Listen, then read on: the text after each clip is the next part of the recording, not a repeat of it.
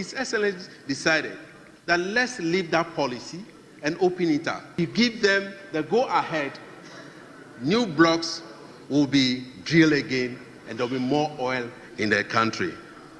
Mr. Speaker, having said that, we have noticed that the 1.7 billion debt that was left before our colleagues left during the that has to do with the power sector levy.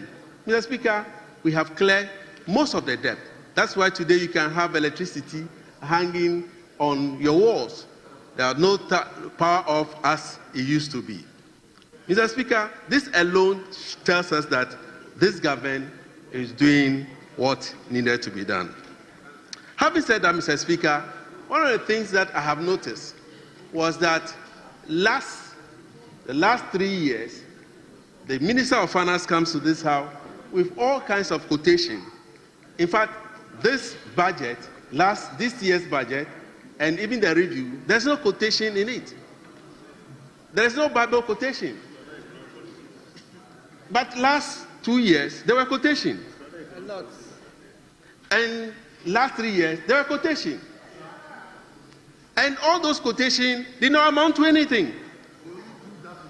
It was rather throwing dust into the eyes of Ghanaians. People were wearing white to give us economic policies with biblical directions. Today, Mr. Speaker, I have only one quotation to quote. Yes.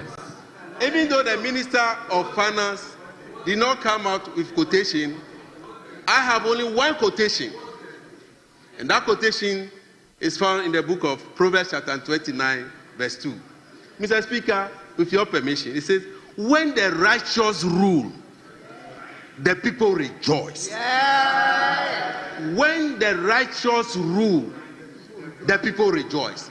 And you could see the joy of God in the life of Ghanaians. All because the quotation is not in the reviewing or in the budget statement, but it is in the heart of the leader. And the leader does good to the people. And so, Mr. Speaker, with these few words, I thank you so much for the opportunity. Yeah.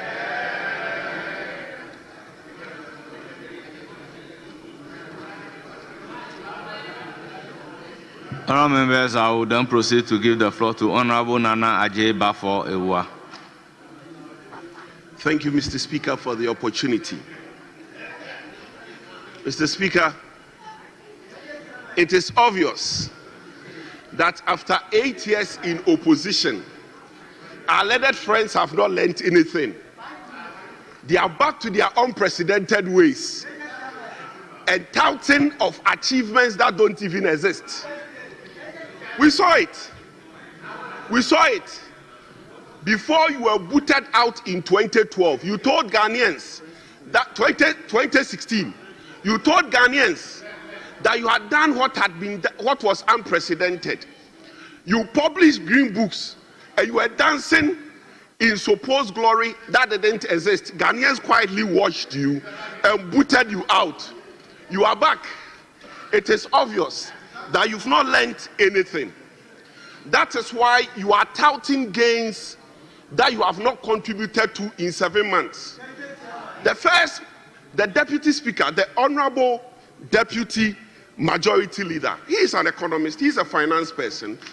He knows very well that no economic program or policy bears fruit in 7 months.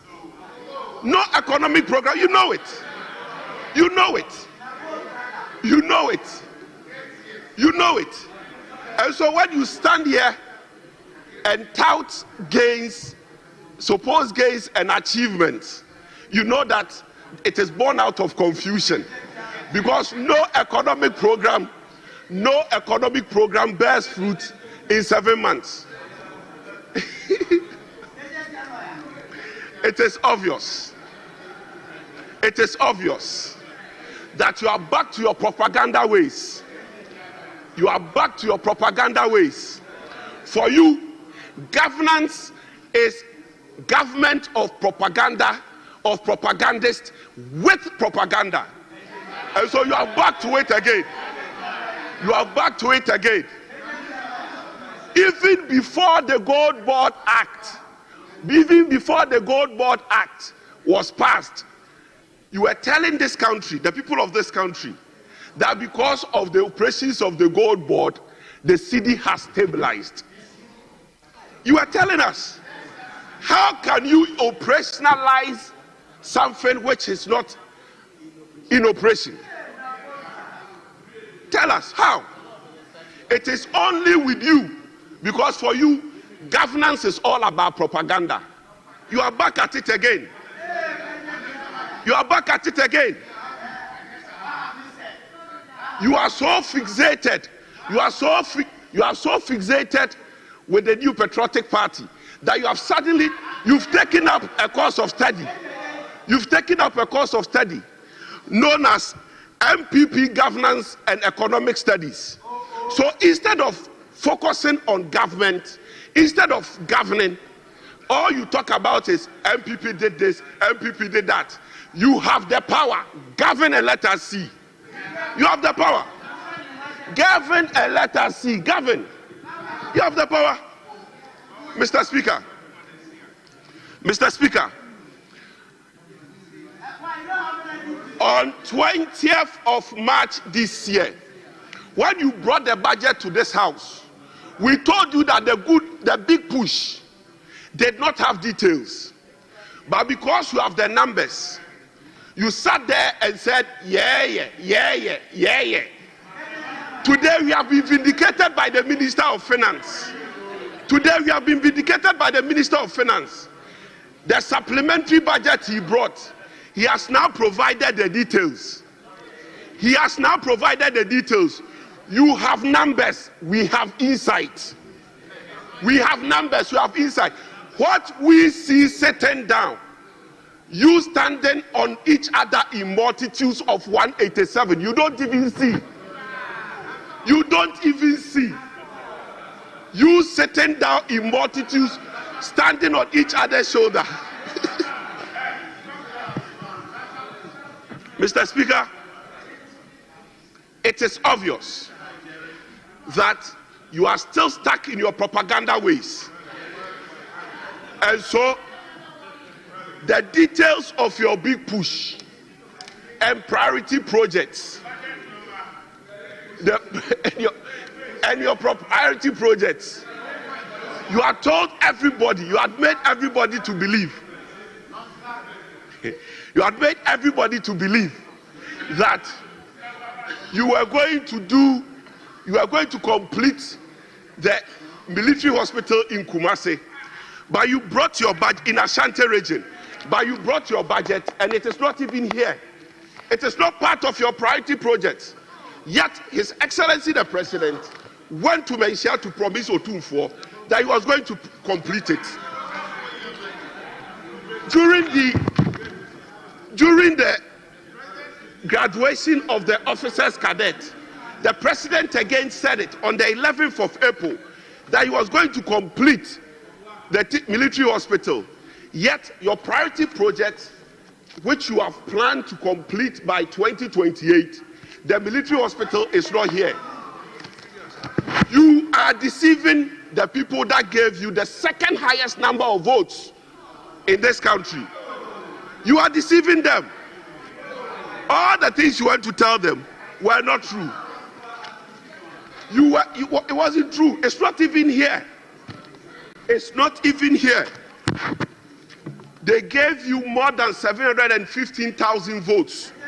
Highest, second highest. Yet you are deceiving them.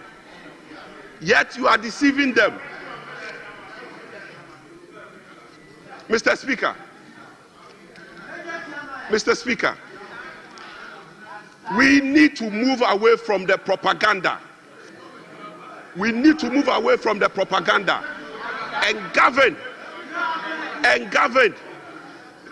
You are back at it. We are learning in humility. We are learning in humility. And we'll come back better. You told us we were going to do the women's back. There's nothing in the budget.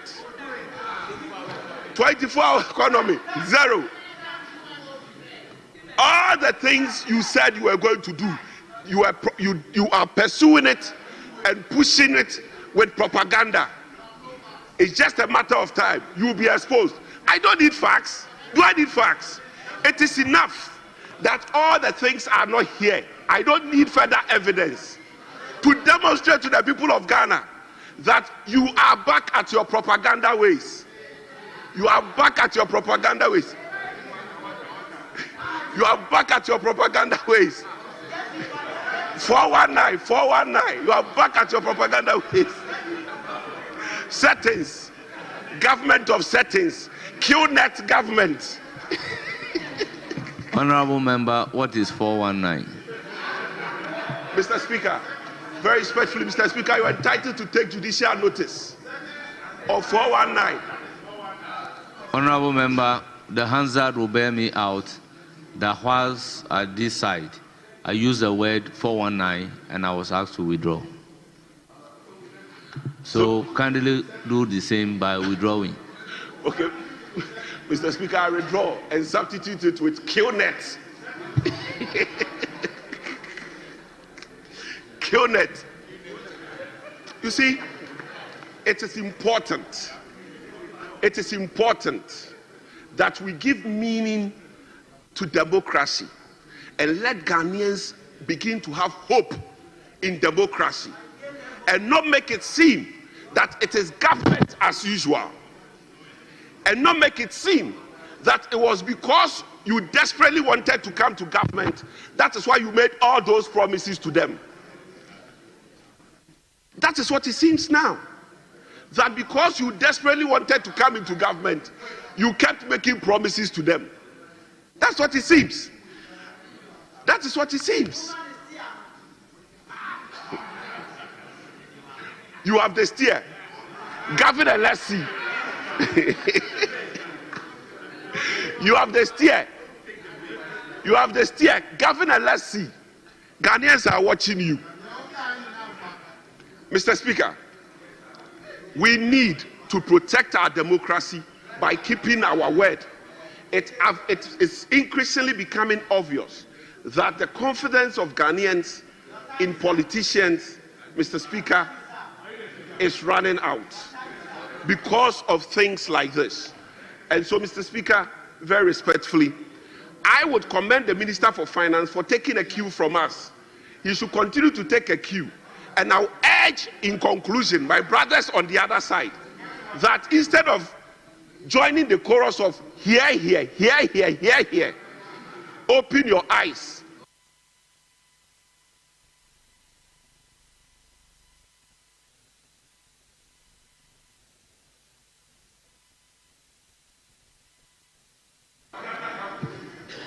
Honorable members, I will then proceed to give the floor to Honorable Zuwaira Ibrahim.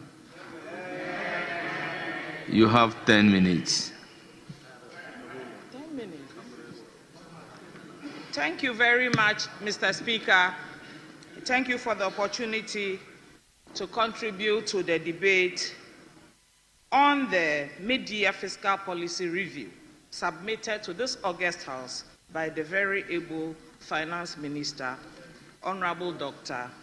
Ato Forson. Mr. Speaker, I've been listening to my brother. And Mr. Speaker, you can see, it's very clear, everyone can see how worked up he is. Mr. Speaker, Dr. Ato Forson is causing stress. He's causing pressure. And our brothers and sisters are under serious pressure. Mr. Speaker, I don't drink alcohol. As you know, I'm a Muslim. But anytime I've gone out with my friends, I've heard them tell their friends who are drinking wine to make sure that they have a glass of water close by, just in case they get dehydrated. And so it looks to me like our brother over there probably has a hangover from excessive alcohol.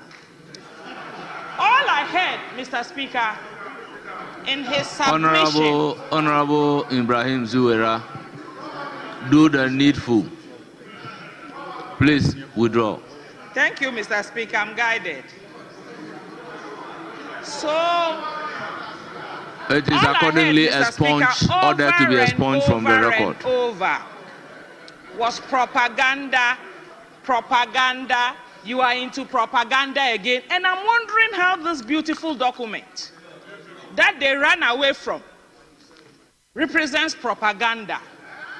Mr. Speaker, you see, when you refuse to attend lectures and you enter the lecture room and the question that is thrust to you says, describe an antelope.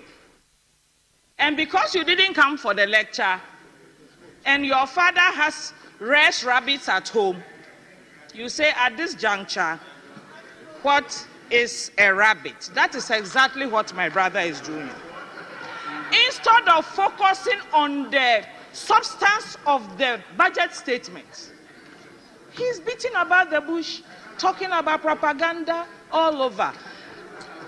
Dr. Atto-Forson did not engage in propaganda on the 24th of July.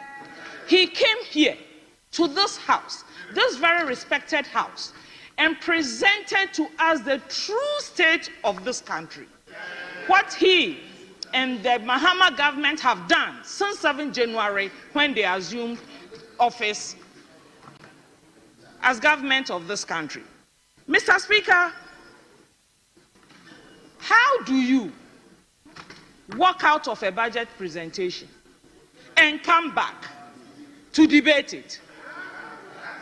Mr. Speaker, I'm not a lawyer, but I know that when you run away from service, judgment will be made against you. And that is why our brothers are found wanting. They realized that yes, they ran away, but the debate was going to ensue. And so they've come and they are trying hard, very hard, but unsuccessfully, to try and make zero impact of their debate. Mr. Speaker, in communication theory, face-to-face communication is always the best method of nothing comes close to face-to-face communication. The Honorable Minister was here. He presented the statement. We all sat here. We watched him. We saw him. We saw the cues. We examined the body language. We heard his choice of words. And it resonated with that. It's the most enduring form of communication. And so if you choose not to engage in a face-to-face, but decide to rely on two-step flow, again another communication theory. Hearsay. I take it, I tell Honorable Rahel, then we add pepper here, we take out sugar, we put too much milk, and distort the communication. That is what our brothers are suffering. They should have sat here, and listened to Dr. Atto-Forson and watched him as he presented the budget. You make more meaning of what the finance minister is saying. Mr. Speaker, I will urge my brothers. Yes, walkout remains a tool, boycott remains a tool, but they must watch it. Their constituents are watching them. By walking out of the statement, they told their constituents that they are not happy for them, because I know that their constituents are very happy with the work of Dr. Atto-Forson. Everybody in this country is very happy with the work of Dr. Atto-Forson managing the economy. Mr. Speaker, this morning on Atinka Radio, as I drove here, a gentleman called in. He says he's called Frimpong Nana. He said, na yesi minority for ne se budget ne nye. Na adanya Ghana ha na ye nyina ne yeti. Me na me bako school a me de 600 cedis me ya shito a me nya bottle 4. And then the same 600 me de shito me nya 8 bottles. E chere say anwa ne boaba form, tomatoes boaba form, Keta school boys boaba form, meko boaba form, ginger boaba form. That is what the man said on radio. Mr. Speaker, to which he said, the minority cannot pretend that they haven't seen what is happening in this country. That he used to spend 600 cedis preparing his child's shito before January this year. And he always got 4 bottles. With the same 600 cedis today, Mr. Speaker, he makes 8 bottles of shito. And what that means is that the price of fried oil is gone down. The price of tomatoes is gone down. The price of pepper, Keta schoolboys, ginger, garlic, everything is reduced. So he's making more shito with 600 Ghana cedis. Now, so if you sit in this chamber and these people voted for you to come here to protect their interest, and you say that as for you, that news is not good news for you, as the accounts will say, and you will go and meet them there. I challenge my brothers and sisters on this side to go to their constituencies and call town hall meetings and listen to what their constituents will tell them and ask and check whether it resonates with their own activities in this chamber. They are the people who brought us here, and we have a duty to protect their interests. Mr. Speaker, pre-mixed fuel. I have managed the Salaga South constituency for 4 years. This is my 5th year. And at every turn, the issue of pre-mix was a huge headache. Everybody who picked their phone called the MP to find out why they were not getting pre-mix. Mr. Speaker, they were buying petrol and diesel and mixing it in a certain ratio to fuel their engine boats to go fishing. Today, premix is all over the place. Nobody is quarreling about premix. Our fisher folks are able to go on their fishing activities without stress to the MP. So if you are an MP on this side and your constituency sits along the Volta Lake or at Elmina and you are not happy, then I don't know what will make you happy. Mr. Speaker, Dambai, the Honorable Finance Minister announced the construction of a bridge across the Volta Lake at Dambai. And the people of the Eastern Corridor, including my beloved Salaga South people, are overwhelmed. We are excited. We are excited because, Mr. Speaker, once that bridge is constructed, I travel 7 hours from Accra to Salaga. I don't have to go and wait at Dambai for the ferry and be told that the ferry is broken down. Sometimes the ferry comes, an articulated truck full of yams and other goodies has blocked the way, created a problem, the raft cannot be lifted, you are stuck behind the lake.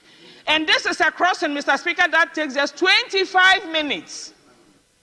But people who travel on commercial vehicles from Accra to my constituency leave Accra at 4 p.m. and only arrive in Salaga between 11 and 1 p.m. the following day. Why, Mr. Speaker? They will get to Dambai and they have to sleep behind the lake until the next morning. There are lactating mothers, there are pregnant women, there are women in the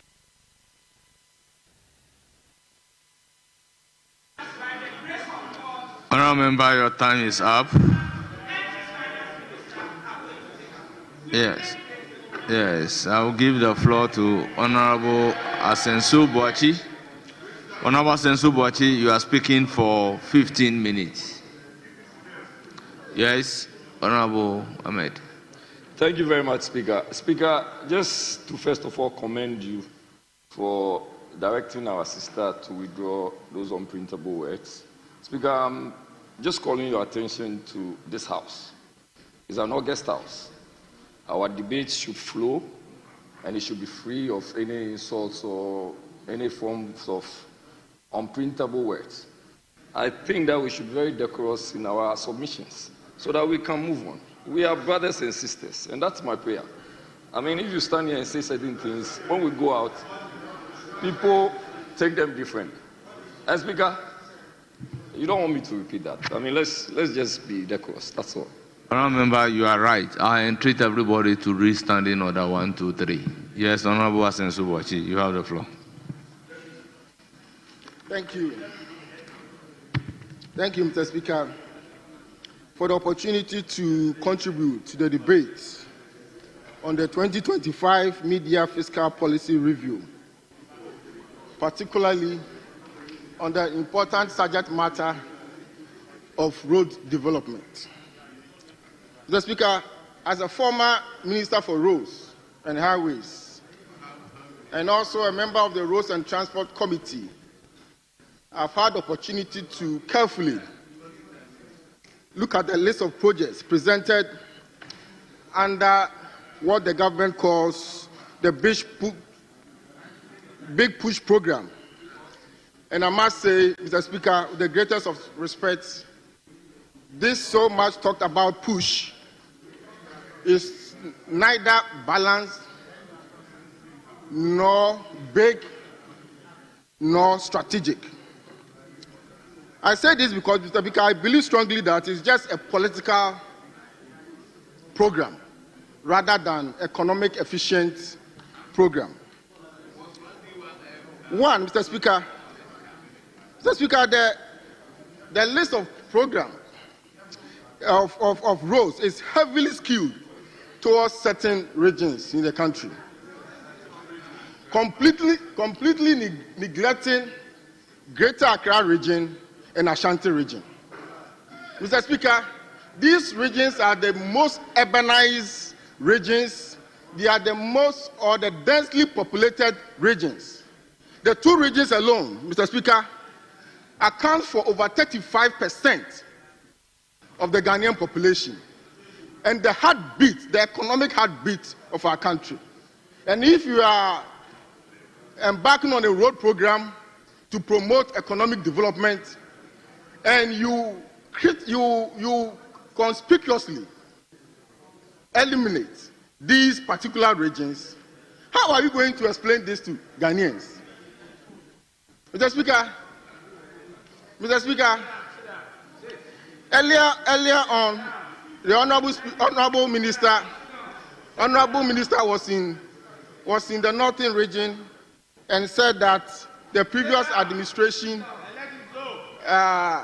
deployment of road had concentrated on certain regions. I believe he was referring to Ashanti region and Greater Accra region. I think that it makes sense. But he went ahead that this time he is going to go ahead and also do other regions in terms of the roads. For me, that is not fair to the country. That is not strategic. Because you build roads where there are human beings, a lot of densely populated people, communities. You build roads which will connect economic centers.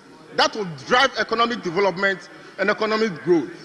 So for him to say that it's concentrated on the densely populated regions is not fair, and it is not the kind of development that will bring will bring collective development in the country. Remember, did you say there are no human beings? No, I said they are not densely populated regions. That's no.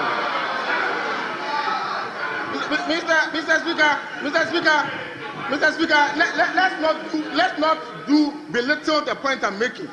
No, the point I'm making is honorable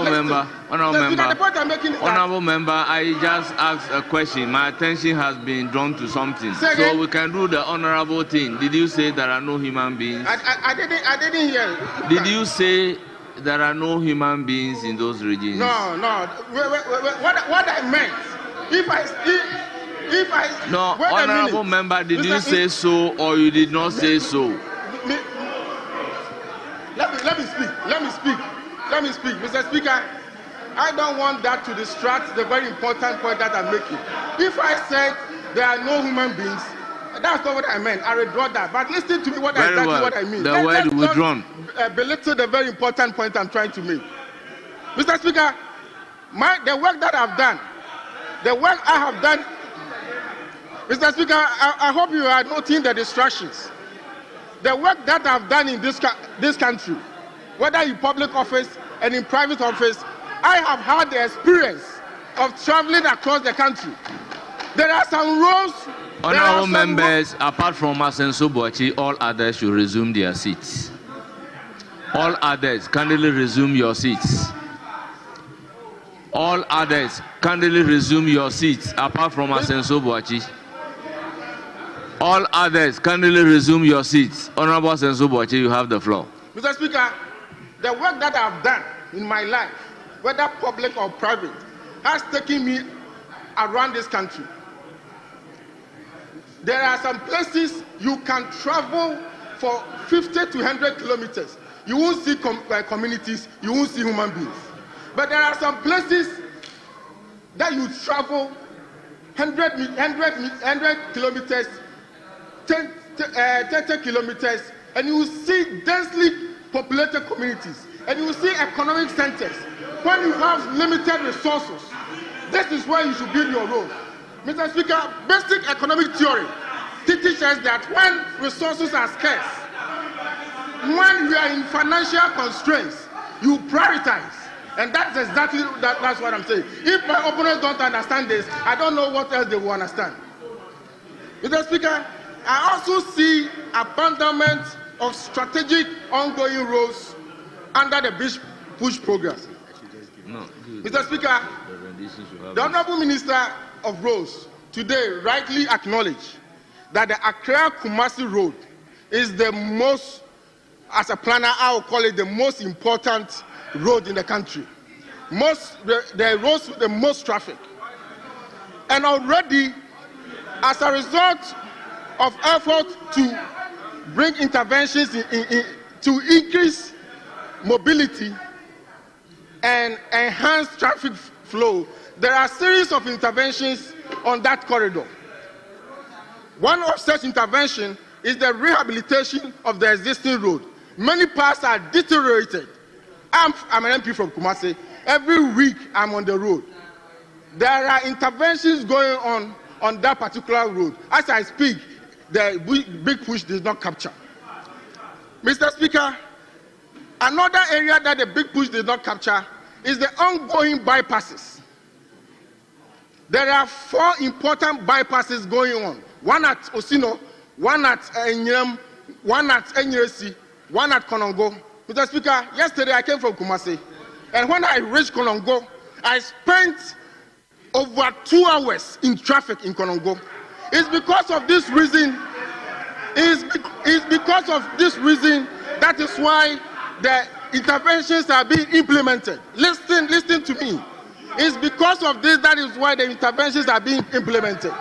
As we speak, these bypasses has achieved very significant achievement rates. For instance, bypass from Osino, the southbound, has achieved 78%. Osino northbound, 68%. Enyinem bypass, 58%. Enyinem bypass northbound, 100%. So they have all achieved significant completion rates. Mr. Speaker, what stops the government from completing these bypasses that will reduce the travel time from Accra to Kumasi by 3 hours? Now the minister is saying that they are going to construct a 6-lane expressway, totally different from the existing intervention. First of all, the president, with the greatest of him, the greatest of respect to the president, he was in Kumasi a couple of weeks ago. Will you listen to me? Listen to sense, wisdom. Listen to wisdom. Honorable Asenso Boachi. Listen to words of wisdom and stop the heckling. Honorable members, Honorable Asenso Boachi, to say that they should listen to sense. Please, kindly withdraw listening to sense. What I mean is that they should listen to words of wisdom. Kindly withdraw listening to sense. They are not allowing me to flow because they know I'm making a good point. Honorable Asenso Boachi, will you withdraw listening to sense? Mr. Speaker, I withdraw listening to sense and replace it with thank you very listening to much. words of You can wisdom. make progress. You can go ahead. Mr. Speaker, basic economic theory tells us that resources, when we know that they are scarce, we have to prioritize. And already there are existing interventions. If you are able to complete these bypasses, it will reduce the travel time by 3 hours. Then what will be left is 98 kilometers of undualized road. For me, that is where the government should concentrate on and complete. Once that's completed, we would have a dualized road from Accra to Kumasi.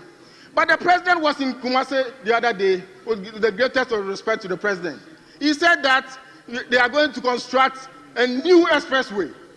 And he went ahead to say that it will start next year and it will be completed at the end of his his term. Mr. Speaker, the Minister of Roads is here today. He told the media that they have now hired a consultant to do feasibility studies. If you have not conducted feasibility study, you don't know the extent of the work. You don't even know how much it will cost. On what basis did the president tell the nation that the project will start next year and complete at the end of his term? What it means is that the minister didn't brief the president well. He got the president confused and he made the president only made a path rather than a rational statement. Mr. Speaker, there are also some critical roads. There are also some critical roads that are started that this BIS program has not captured. One of such roads is Kokobin and Nyakwanta Road. It's very important. Those of you who play on the Kumasi to Obuasi Road, you can see that you can sit in the traffic for about 5 hours. And last year, we began the construction of this road. The big push refused to capture this road. There's also Solawa, that the contract was signed last year. Solawa is a very important road. The big push didn't capture the road. At Tebubu Kwabi Danso, when I was a minister, that road was under construction. Honorable Chumesi is here. When I was a minister, that road was under construction. It wasn't captured under the BIS program. Mr. Speaker, the impact of this neglect is not abstract. It will affect productivity, it will affect national growth, and it will affect development. Mr. Speaker, another important one is the interchange. I have seen 1 or 2 interchanges that were not captured under the big push. One is the Takoradi PTC. Of course, that project stopped because of the debt exchange program. And the same as the Nungwa interchange. I was hoping that given the importance of interchanges in unlocking mobility and helping in the development of the urbanized communities, I thought government would capture this in the big push, but it's not part of it. Mr. Speaker, I've also seen a deliberate misinformation and repackaging of existing roads as part of the big push, as though they initiated it. I have no problem with that. The constitution of this country enjoins us, enjoins every government to continue the projects of the previous government under the directive principle of state policy. But when you do so, you should recognize who started it. You should do so and recognize who started this. Development is a relay. It's not rivalry. That you package somebody's roads that you have started and say that you are the one doing it. Mr. Speaker, before I resume my seat, there's one thing that I also want to correct. The finance minister is on record. It's on record to have said that government secure loans to construct Swami and Ofanko interchanges, and we use it for other things. I think that's quite unfortunate, because we were all in this house when the government brought a loan facility of $750 million. At that time, Honorable the Finance Minister was either the chair of the Finance Committee or the minority leader. So he was part and parcel of the process. That facility was not for Ofanko project alone. It was not for Swami interchange alone. It was a multi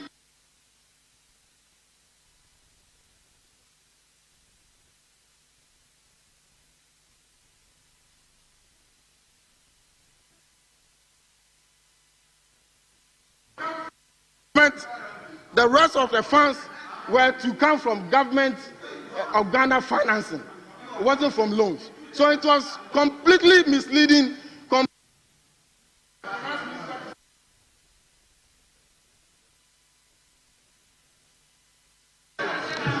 Honourable member, your time is up.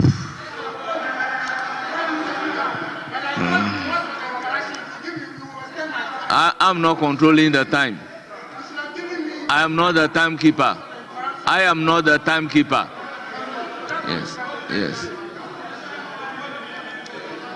I will then proceed to give the floor to Honorable Kwame Agboja, Minister for Roads and Highways. Yes. Mr. Speaker, I thank you for the opportunity. Yes, yes, yes. Thank you very much, Speaker. I saw the way the Roads Minister sat down quietly to listen to the submissions by the former Roads Minister. The interjections were too many. Under normal circumstances, Speaker, respectfully, I wouldn't think that we should have, at least we should have given him a minute to even have rounded up. I expect our people to still sit in quietude, to listen. And Remember, apart from requesting that unparliamentary words have been used, I don't think I have entertained any point of order. I have not. So nobody has interjected him. More so, I'm not in control of the time in any manner whatsoever. Yes. Honorable Minister for Roads and Highways. Honorable members, why? Honorable members, why? Honorable Minister, you have the floor. Mr. Speaker, you have 15 minutes. I thank you for the opportunity, and I wish my good friend, the former Minister for Roads, would have been in the chamber to listen. Mr. Speaker, I'll start from where he ended. Mr. Speaker, the Finance Minister is spot on when he said that part of the monies used for Ofankor and Swami interchange are loans. So I am not even sure what NPP is arguing. This House approved a loan of $750 million from Afri-Exim and said that we should use part of that money to do a Chairman 4 bridge. They decided to divert that and took it to Kumasi for the Swami interchange when the loan agreement for the Swami interchange fell off. So when they argue that we are not doing Swami interchange and Ofankor with loan, it is difficult for me to understand. Indeed, we took some of that money to those projects, yet the projects are not completed. So he hasn't said anything different. The Finance Minister didn't say that those projects were 10 key projects to be done by a loan. He says that you took a loan, you paid for those projects partly from the $750 million Afri-Exim money. And that is factual. So he hasn't said anything that is wrong. Mr. Speaker, my colleague also talked about why PTC is not part of Big Push. You know better than I do about this. When you came to this House about that so-called barter agreement with Honorable Amwakwata, Sino-Hydro, we told you that was not going to work. That no one was ready to take our bauxite and give us road. You said, oh, it's the most fantastic, with the Vice President Baumia holding a calabash in China, that we have gotten 15 billion Ghana cedi. It turns out that you came back here to convert the so-called barter agreement to a loan. Guess what? Sino-Hydro got angry and stopped working because when they raised certificate, we were unable to pay them. So we have to go to China and beg them that they should come back. And let me tell you this. It is true. Sino-Hydro has listened. They have decided to sign the agreement. They will be back to do the PTC runabout project. So you cannot put a project which is already with a Sino-Hydro under the big push. That is why it is not part of it. And you should know better about that. Teach him. How do you call it? I heard you also saying somewhere that you issued a statement saying that we are saying that President Akufo-Addo, or we are trying to rubbish President Akufo-Addo's record of 10,800 kilometers. You were not here. He was standing here and said, we have built 10,800 kilometers of new roads, and he was doing us like that. Remind him. And I fact-checked him. I was the ranking. I fact-checked him. It was a lie. He never built 10,800 kilometers. Honorable Minister, withdraw the word. It was a lie. Mr. Speaker, I will not even belabor the point. Very well. I withdraw the lie. Very Mr. well, Speaker, very what the president said here was untrue. Yes. He never built 10,800 kilometers of new roads. And guess what? He compelled the ministry to issue a statement, and the statement says that, let me read. If Honorable Asenso, you can check, you still have some people at the ministry. And this is what the ministry issued, that Road Ministry confirms construction of 10,875 kilometers of new road under President Akufo-Addo, Joy FM, because he compelled them to do that. Fortunately, the PRO who issued the statement is still my PRO today. I don't know how he feels today by issuing that statement and the reality of the day. You understand? So your press statement was needless. In fact, you are confirming what I have said. Mr. Speaker, my brother, you see, you have been a road minister for the Republic of Ghana. Is it just a small advice? The road minister of Republic of Ghana, it doesn't sit well where all your examples appears as if you haven't been to any other place in the country. It doesn't look well. Yes, I agree. Accra Kumasi have the biggest volume of traffic in the country. But when you give the impression that just because that is the biggest volume, what about the farmer growing yam in Yendi? Yes. Don't we have to take a road there to convey the yam for us to consume in Accra? So you think that just because there are more people in Accra and Kumasi, we should spend all our money in Accra and Kumasi? Okay, let me give you this. The reset of President Mahama means that we are not, and my brother.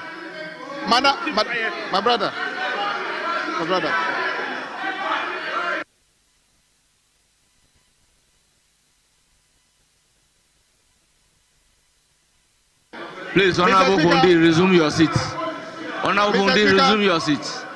Honorable Minister, you have the floor. Mr. Speaker, my good friend, the road minister, should just learn, former road minister, should just learn from his leader. Before I took the podium, he advised that when you were speaking, I never even moved my body. I listened to you. You were taking notes. Just, you see, I don't know why you are feeling uncomfortable. Just stay calm. Let me tell you this. And then you went as far as saying that we build roads where human beings are.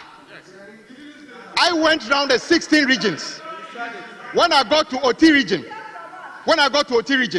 there was no active road project going on in the OT region. Wow. Is that fair? Wow. Is that fair? Guess what? Reset means that we are taking road infrastructure to every part of the country. And if you don't like it, you can do whatever you like. When you come back, you can decide not to do road there. We shall take road everywhere we like.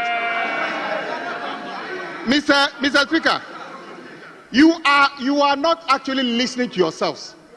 In one vein, you are complaining that we are not taking on some projects on big push. On another vein, you are saying that some of the projects you are taking on as big push are your projects. Imagine. Which one is which? Imagine. Do you want us to do the project or not? And guess what? What the finance minister said here was quite clear. We had our own plan for big push. And let me tell you this.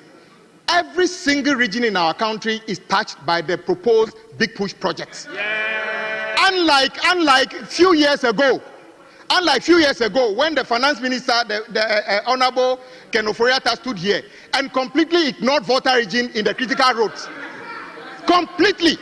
You remember that? That happened here. All the 16 regions are touched by the big push. And let me tell you, let me repeat once again. Big push is not a constituency-specific or a political gimmick. Take, for instance, as you have been a former road minister, take from Wenchi to Wa, you travel that road. How do you feel? He doesn't know that. It's completely neglected. Take from Wa to Bolga. The reason we don't find vehicles on Wa to Bolga is because it's a death trap. Yes, I agree with you. You can drive for hours, you don't even see any vehicle. It's because the road is terrible. When the road is good, people will ply it. So President Mahama decided, in about 2 years, we shall reconstruct the road from Bolga to Wa. What is wrong with that? I agree that sections of that road are currently under contract. Just sections. A vast majority of it is not under contract. So a big push is a national program to address the inefficiencies along the major corridors. And guess what? You talked about which region is not captured. So when we want to do a bypass around Kumasi, the eastern quadrant. Currently, when you are from Accra going to Kumasi, or you are even going to the north, you need to drive straight into Kumasi, get stuck in the traffic. We are saying that we are building a bypass. The first portion of the bypass is when you get to Ejisu, you do a detour at the back of Anita Hotel, and then you take that quadrant all the way to hit the Mampo Road. As first thing. What is wrong with that? And then when we say you get to Sunyani, we do, in fact, we started the Sunyani Ring Road. And then when you came, you abandoned it. We are saying we are going to complete it. What is wrong with that? Tamale is one of the fastest growing cities in West Africa. Go to Tamale now, going around is a problem. We say we are completing and expanding the third ring road. What is wrong with that? What is wrong with that? Now let's come to Accra. I agree that the exit and entry points of what do you call Accra are very bad. The Ofankor Road. As of the time you were leaving office, the contractor has raised certificate of $77 million. You didn't pay him, you left. Now people are doing demonstration. Just this week, we paid that contractor over 300 million Ghana cedis so that he can continue the work. Why are you not commending us for that? And then we are saying that since we don't have any dedicated fund, we are putting that project as an additional burden on the big push. And you don't like it? And then you go to Kaswa Winneba. Of course, the money has run out. The worst that will happen is that the contractor will leave site. President Mahama does not want any of those projects to be abandoned. He said carry it on as additional big push project. You don't like that? What are we talking about here? And then I heard you talking about motorway to Central University. Honorable former minister, you and I know that when you came to this house to give that contract to BHM, I suggested here BHM was not a construction firm. Teach him. Was a management firm. That company it was only last year that company bought a construction firm. That is why they were struggling to do the road. So phase 1 is what they are struggling to do. So the phase 2 is not even an MPP initiated project. The phase 2 is not under contract. And we are carrying it on as a big push project. You should understand this thing. We are quite clear in our minds what we are doing. It is not politics. It is not politics. And I agree with you, you did your best. But the contractors were not listening to you. Because maybe you were afraid of them. I say, if you are a contractor, Ghanaian or foreign, if you breach our laws, we'll deal with you. That is why when I stood here and said that the Indian company that took our $30 million, pretending that we should terminate the contract, I will not. They either build a road worth $30 million or will find ways of taking our money. You can't go for our money. It doesn't matter. We are taking our money. So help me retrieve the 30 million that is supposed to use to do Savelugu to Walewale. Help me. Where's Dr. Kabiru? Help me retrieve the money. Because I need that money to pay contractors who have worked and are not being paid. So help me do that. So I don't know why you are not helping me doing this. And then there's something I need to explain. Big push is not the only road project we are doing. Big push, and I want to say this to all our compatriots across the country. Big push is a special vehicle to address the interconnectivity of our region to our national capital. It is not about Adaklu or Swami or anything. In any case, I've also heard Swami interchange. Yes, the loan for Swami interchange is a turnkey and a commercial agreement. When you declared yourselves bankrupt, the contractor decided that the bank said they will not give us the money. When you say we should complete it, with money from where? But even that, President Mahama says take it on. So we are taking the completion of the Swami interchange. We are taking on the completion of the Swami interchange as part of Big Push. We are taking on the completion of the Swami interchange and on Big Push. What is your problem about that? Mr. Speaker, Mr. Speaker, Mr. Speaker, the other thing that we need to deal with is there's this lack of understanding about some over 160 districts that we have identified as the most deprived of roads. And we are saying that some of those districts are largely agrarian in terms of their economic activity. Yam growing areas, rice growing areas, food we consume. And we are saying that instead of spending 70% of our road budget on Accra and Kumasi building additional interchanges, the real economic value of our country comes from agriculture and mining and tourism.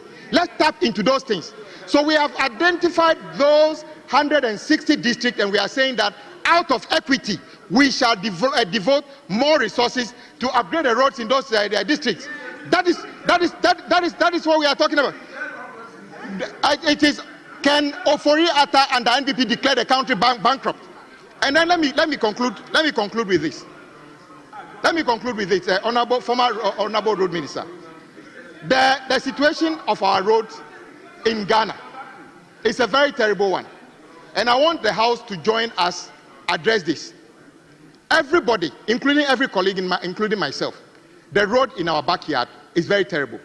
There's nothing wrong if the finance minister decides that instead of sharing our oil resources, building astroturfs here and there, mainly in your constituencies, mainly in your districts. Yes, the record is there. Instead of doing that, let's build roads that everybody can use. There's nothing wrong with that. There's nothing wrong with that. Yes, astroturf is good, but you see, today, put astroturf on one side and road on the other side. Honourable member, conclude. 1 minute Let me more. conclude by saying, Mr. Speaker, we are clear on our minds. President Mahama's reset means that the road network in our country must improve. And we are making a commitment. Yes, in 3 weeks, we shall start the Big Push projects. And indeed, inshallah, Dambai Bridge will be one of them that will be started. Nothing will stop it. And the last question, Mr. Speaker, if you are a contractor, a consultant, and then you partake in road project from now, and you do a shoddy work, you will be forced to take an insurance, and we shall cash the insurance if you do a bad job. And all those who have taken government money for works they have not done, let me tell you, we are already investigating some of them. We are coming after you. If you are thinking of doing a new project. Honorable, your time is up. Your time is up. It shall have good road. Thank you very much for the opportunity.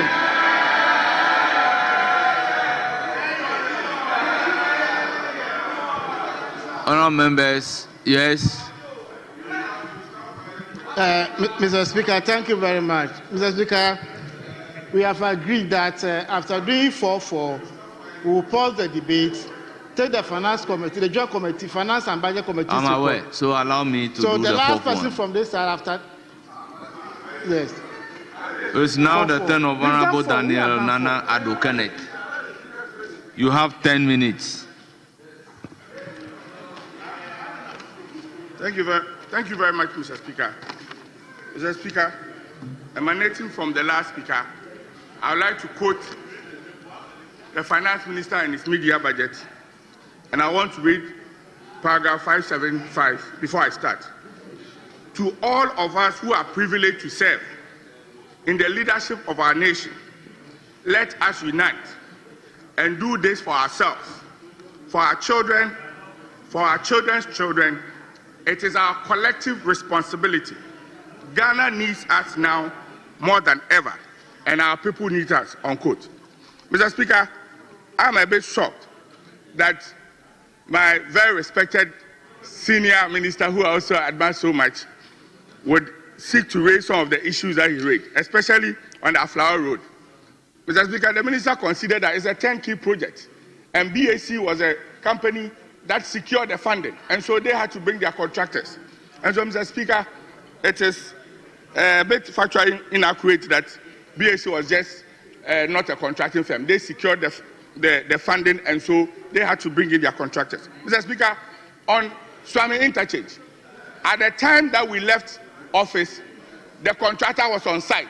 Rango Company was on site. They never left site until we left office till they came in. So, Mr. Speaker, they came in to meet the contractor on site on the Swami Interchange project. Mr. Speaker, as I read, the finance minister called for unity. Calling for unity means that we want to bring everybody on board. And if projects, one of the major lamentations of this country is that successive governments tend to abandon projects that have been begun by the previous government. The project funding is not the political party in power's money. It is for Ghanaians. It's Ghanaians' money. And Mr. Speaker, for them to say that they are abandoning the ongoing Accra Kumasi Road, which is left with just 96 kilometers for dualization, and to do a new express road, for me, is a wastage of taxpayers' money. Because, Mr. Speaker, the minister himself listed the percentage performance of this road. And so, Mr. Speaker, why would we abandon a road that is left with only 96 kilometers dualization to complete and say that we are now going to do a whole new express road?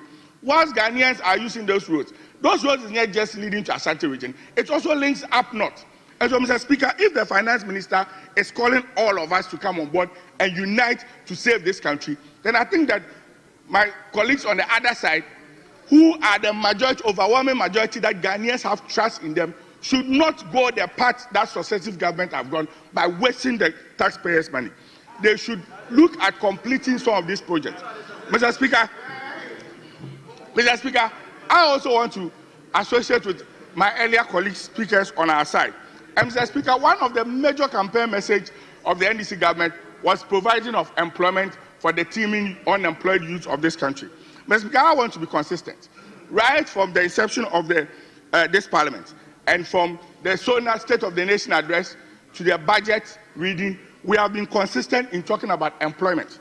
Mr. Speaker, this budget sought to create that the big push, the Nkokon Kitinkiti project in the agri program, the Women Bank, and all these programs are programs that are coming to create employment. Mr. Speaker, the president came to this house and told the whole country that the finance minister, during the presentation of the budget, will bring the policy document for the 24-hour economy here so that we'll all get to know. Mr. Speaker, we are 6-7 months down the lane. Parliamentarians here do not know what the policy document for the 24-hour economy is. Mr. Speaker, the finance minister came here, presented the budget to us, and indicated that he will come later to this house to present the 24-hour economy policy document. Mr. Speaker, 6 months down the lane, I was expecting that when he was in the mid-year review, he would have even added as an addendum the policy statement for the 24-hour economy. Mr. Speaker, the review statement was read, but there's no sign of 24-hour economy. Mr. Speaker, if you look at the budget, they tell me the big push. I was thinking of the opinion that having trumpeted the 24-hour economy and created one of the beautiful songs for 24-hour economy, the budget should have been named as the 24-hour economy budget. But Mr. Speaker, they abandoned it. This is clear indication that it was just a political campaign song and gimmick to deceive the teeming youth of this country, assuring them to provide jobs and employment for them. But coming here, they turn from the 24-hour economy and now have told that their big push is only purely in infrastructure, and even that for this year, it is purely 100% on roads.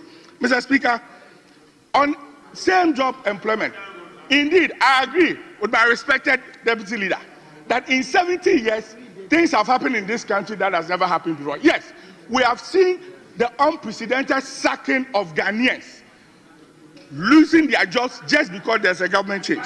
Mr. Speaker, the finance minister called that we should not be divisive.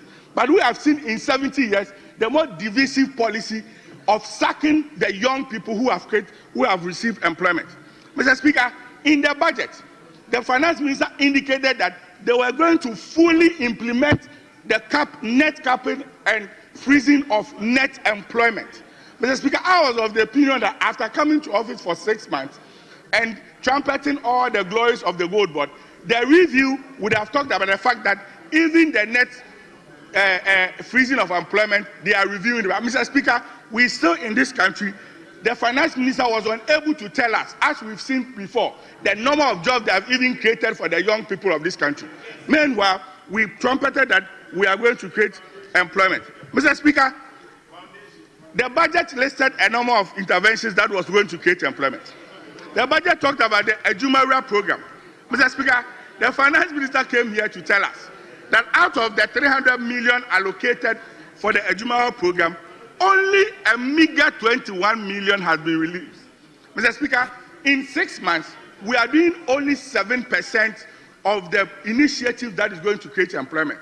If you want to multiply it and even give it a 20% increase in the half year, how is the hope that we assure this country? The teeming youth of Ghanaians want jobs through a Ejumawura program, but obviously we are all about promises, but we are not talking at all because the books is telling us something else. Mr. Speaker, the same finance minister considered that the program that is going to create the apprenticeship program that is going to equip people with skills had only 7% released, Mr. Speaker. Mr. Speaker, again, the Agri for Economic program, which my very good friend A+ likes talking about, the Nkukon Kete, the Feed Ghana, the vegetable development, and all that. Mr. Speaker, as at now, 1.5 billion was allocated. Ghanaian youth were so happy, but as we speak, 0% has been released. Not even 1 kobo has been released. Yet, we have assured this country of employment. Mr. Speaker, I'm passionate about this employment issue because the people in my constituency, the young men and women I grew up with, a lot of them don't have employment. Those who have come before me, a lot of them don't have employment. And this is a creation of successive governments. So if the teeming youth and Ghanaians have so much confidence to believe that the way to go is the creation of employment, then this country will be let down by this NDC government if they do not walk their talk. Mr. Speaker, 6 months down the lane, 0 release has been given to the Women Development Bank. Mr. Speaker himself is a believer of affirmative action. The 8th Parliament did so well by passing the affirmative action bill. Yet, as we speak, Mr. Speaker, 0 release, 0 commitment to the Women Development Bank. So are we just paying lip services that we are going to create employment, we are going to empower women by giving them some support through loans and empowerment programs by creating a bank for them? Women were so happy, they were so enthusiastic about this budget that they were going to at least have a dedicated fund just for women. But Mr. Speaker, 6 months down the lane, 0. Mr. Speaker, again, the National Codex Program. The National Codex Program. In the world of AI and ICT, we are all believing that you can sit in the comfort of your home and work. Mr. Speaker, we have sought in this recently a very, very humorous way of definition of coding by our Deputy Communication Minister, which is trending on Twitter and all the social media platforms. But again, 0% has been released. Mr. Speaker, in concluding, what I am saying is that this government should not pay lip services to its promise. The youth of this country need jobs.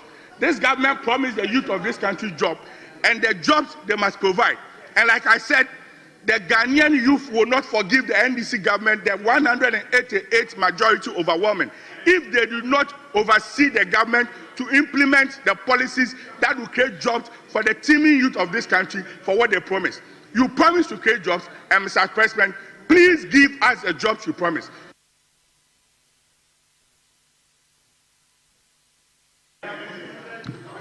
Honourable members, let's come to order paper at page 4. Motion.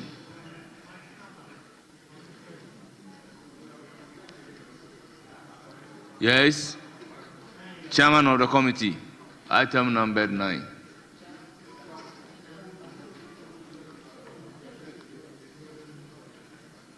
Item number 9, motion.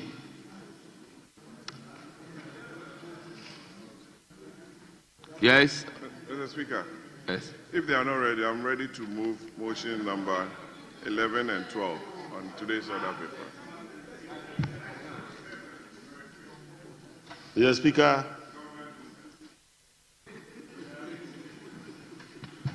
I rise to move that notwithstanding the provisions of Standing Order 1041 of the Standing Orders, which requires that a motion shall not be debated until at least 2 sitting days have elapsed after the notice to move the motion is given.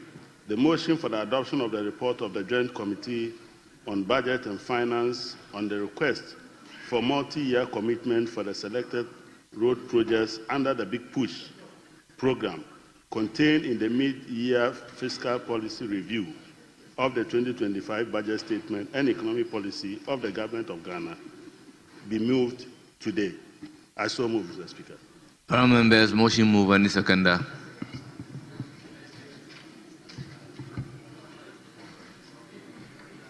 Mr. Speaker, I rise to second the motion. Members, motion move and seconded. This is a procedural motion.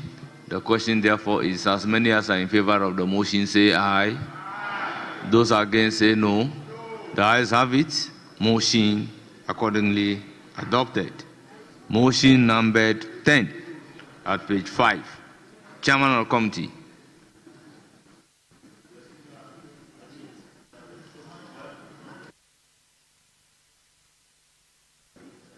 Yes, I move that this Honourable House adopts the report of the Joint Committee on Budget and Finance on the request for the multi-year commitments for the selected road projects under the Big Push program contained in the mid-year fiscal policy review of the 2025 budget statement and economic policy of the Government of Ghana be moved now. Mr. Speaker, in so doing, I present the committee's report. Mr. Speaker, the mid-year policy review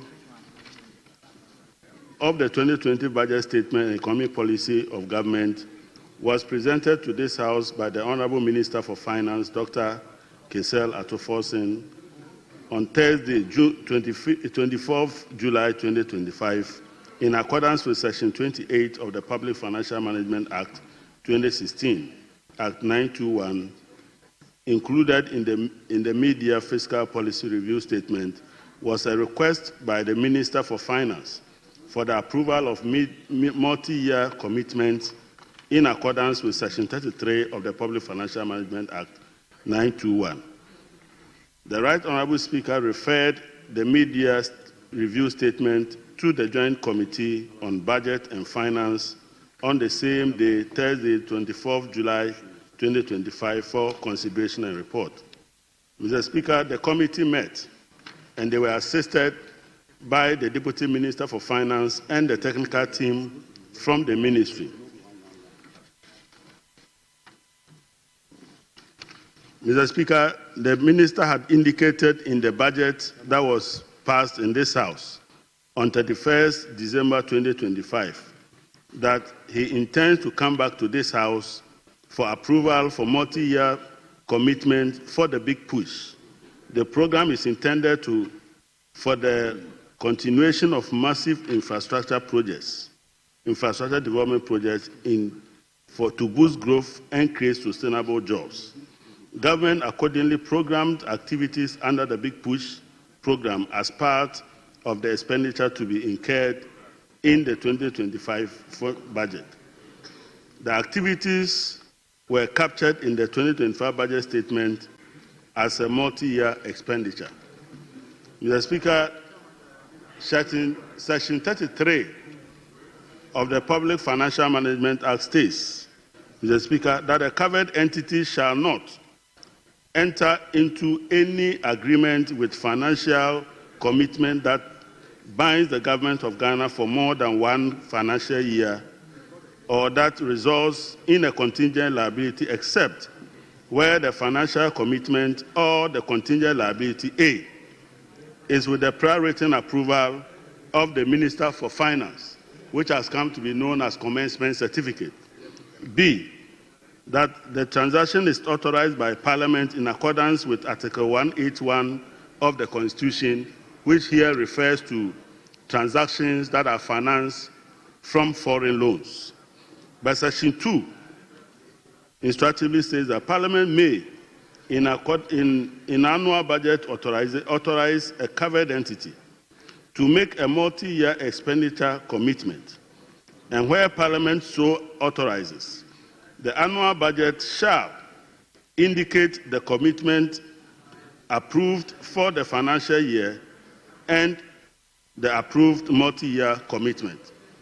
Mr. Speaker, the intent of this is that before the government can proceed to implement the budget in relation to matters that give rise to multi-year expenditures, that particular budget should be approved. Mr. Speaker, the minority on the other side were of the view that the terms and conditions of the loans that will be pursuant to this approval should have been presented to this House. But of course, the majority was of the view that the Section 33(2) did not intend that when you are approving the budget, you would have any agreement to approve, and that we are not approving loans of international nature which will require approval under Article 181. And therefore, this is purely in line with the provisions of Section 33(2) and therefore properly situated. But Mr. Speaker, we also noticed that the request itself is properly situated because the minister, in moving the main budget, indicated that he will be spending 13.8 billion in 2025 on multi-year commitments. He will spend 17 billion in 2026. He will spend 19.2 billion in 2027, and he will spend 21.2 billion in 2028. And therefore, the various commitments were already approved in the budget, but the specific lists were not attached. And those lists have now been made available under this request. But Mr. Speaker, we want to indicate that the big push is for specific years. So for 2025, we have dedicated the big push to the road sector. So you cannot be talking about a hospital in Ashanti region and claim that they have been deceived, because the big push is not only 2025. In doing so, I have the right to make comments. I have the right to make comments in presenting the report. Mr. Speaker, the transactions that have been approved, to address the chair. The transactions that have been approved of 13.8 billion is for road sector and not hospital. So road sector is being approved this year. If you want to see the hospital in Ashanti region, wait till the following years. So that is what will happen. You see, they are uncomfortable when you catch them. When they do propaganda and you catch them, then they are running away. Mr. Speaker, in presenting my report, I have the right to make comments. And my comments are to the effect. Mr. Speaker, I will request the Hazard Department to capture my report as fully read in this House. When it gets to your turn, but in doing so, Mr. Speaker, I would like to make comments that reflect this arrangement. And I'm saying that nobody is deceiving Ashanti region. Ashanti region will be delivered that hospital, and it is not this year. In any case, the entire amount that was approved for Big Push amount to 71 billion Ghana cedis. What we are approving here today is 13.8 billion. And therefore, you should restrict yourself to projects identified under the 13.8 billion. It doesn't mean that other projects will not be done. Wait until we bring the projects for next year, and then you will find out whether we are doing that or not. Mr. Speaker, the minister indicated to us at committee that when they were presenting the list of projects, 3 specific projects under the Big Push were inadvertently omitted. And therefore, he sought permission to include them in the list that was presented, and that the total will not exceed the 13.8 billion program under the Big Push for 2025. These projects are the construction of the 3rd Ring Road, Tamale Phase 1, the construction of the 3rd Ring Road, Tamale Phase 2, and the construction of the third ring road, Tamale Phase 3. When some people hear this, then they are running around. They don't even know what to do to themselves. Mr. Speaker, the committee concludes that we have carefully considered the referral, and in the opinion of the committee, the request is founded. And we therefore request this House to approve this request to enable the Minister for Finance release resources to the Minister for Roads and Transport to deliver the big push and transform the road network of the people of Ghana. Thank you very much, Mr. Speaker. Thank you, honourable members. Motion move. Any seconder?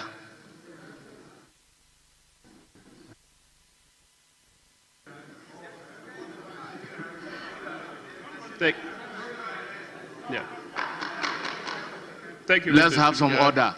Mr. Speaker, I rise to second the motion. In doing so, I would like to comment.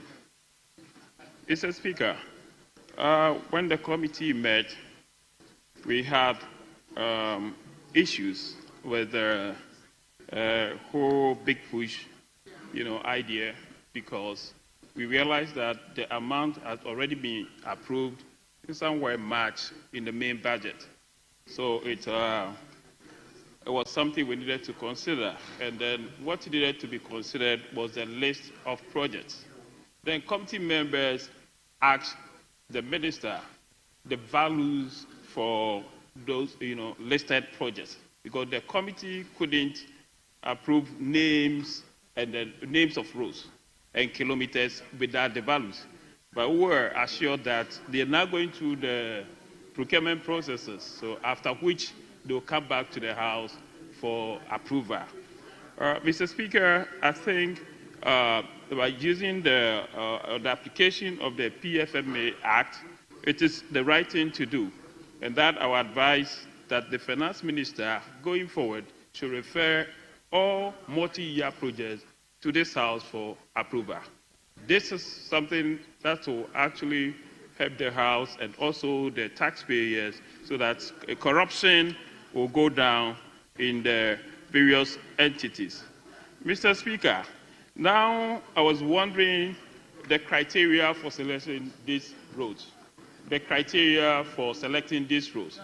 Now you look at them, we had a colleague here yesterday pushing hard for the roads to be constructed. Mr. Speaker, it looks as if these roads were selected in certain constituencies to favor the majority, because in the eastern region, Mr. Speaker, we had only 2 roads. And ask me where those roads are located. They are located in the constituency of the Deputy Finance Minister, being Esojamai. So, with the 33 constituencies in Eastern Region, the only 2 roads were allocated to the minister's constituency. Mr. Speaker, I find it hard to understand, but as the road minister is here, he knows that there are a lot of roads that need to be considered. So I still question the criteria for selecting those roads.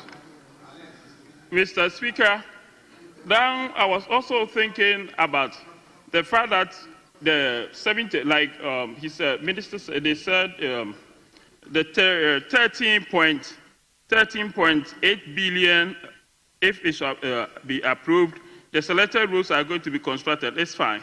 We are still waiting to see if the minister, whatever amount or whatever values that will come, will conform to the allocated budget.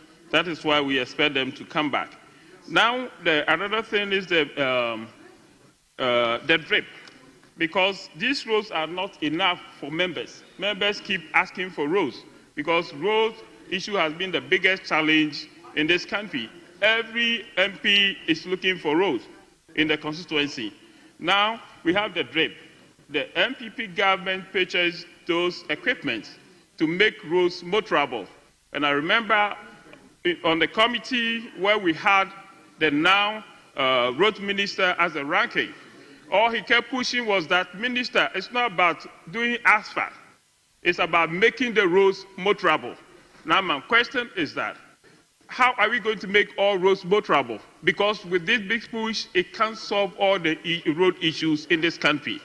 The drape that we purchased, the drape that the MPP government supplied materials and fuel, now they are all being packed.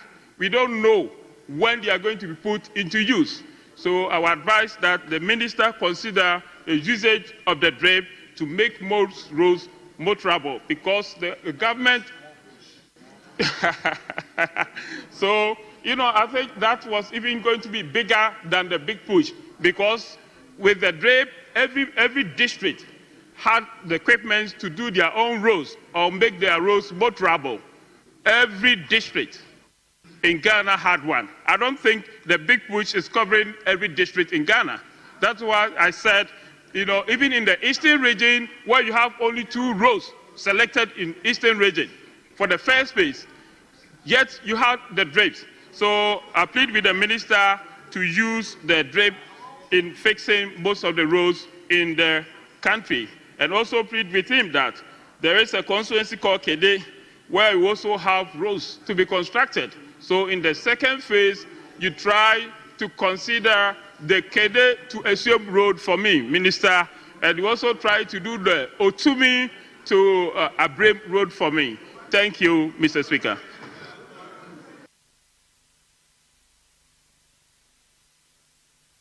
Yes, Honorable Richard Achampong. Mr. Speaker, thank you very much to speak to the report before the House. Mr. Speaker, before I make my own comments, I have the authority of the chairman of the Finance Committee to, Mr. Speaker, effect some changes. There were some mistakes, and I think they did not take account of it. So in the report, at page 4 of the report, Mr. Speaker, if you compare the list provided to us by the ministry, the additional 3 that they added, you will see that... Honorable Achampong, hold it. Mr. Speaker, before the reader is seeking your leave to do certain things on the report, this is a committee's report, signed and co-signed by the leader of our side, that is the ranking for budget. I'm not sure on the floor, on his feet, the honorable leader can change this report and content of this report without first the committee discuss. I know it is your report. Who is the... That is the application he's making. Yes. So is he the vice chairman of the committee? So if he makes application, yeah, he's a vice what chairman. He wants to do, wait. If it is not what happened at the committee level, then you can draw my attention to it that is not what happened at the committee level.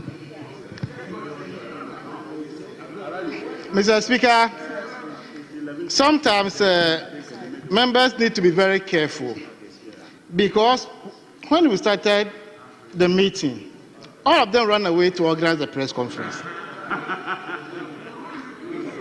But we took our time, went through the processes.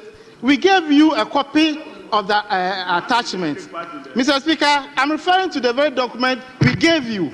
And in that document, there are 3 additions that the chairman talked about. The first one is the construction of the 3rd Ring Road, Tamale Phase 1. It's supposed to be 11 kilometers. That's the lot 1. And they've written 1 kilometer.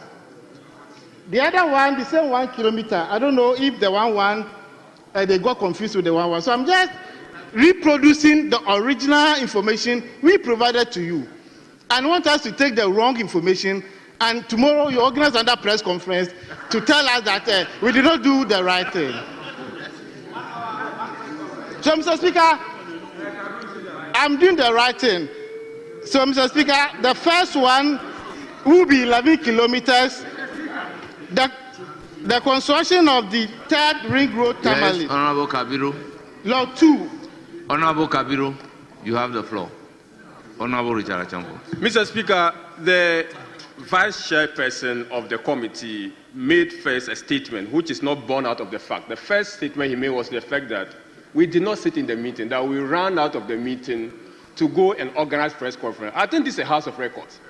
That should not be made to stand. Honorable members, if we can all stay away from these tangential issues because of the volume of business, yeah. So, Mr. I would Speaker, be happy. I admonish that we should all stay away, both sides should stay away from tangential issues, and then we can concentrate Mr. on Speaker, the advice is well the taken, main business. But the most important thing that Hansard has captured what he stated. Hansard has captured what he stated, but I sat through the meeting. Let that be expunged from the Hansard. Please, let's continue. Thank you very much, Mr. Speaker.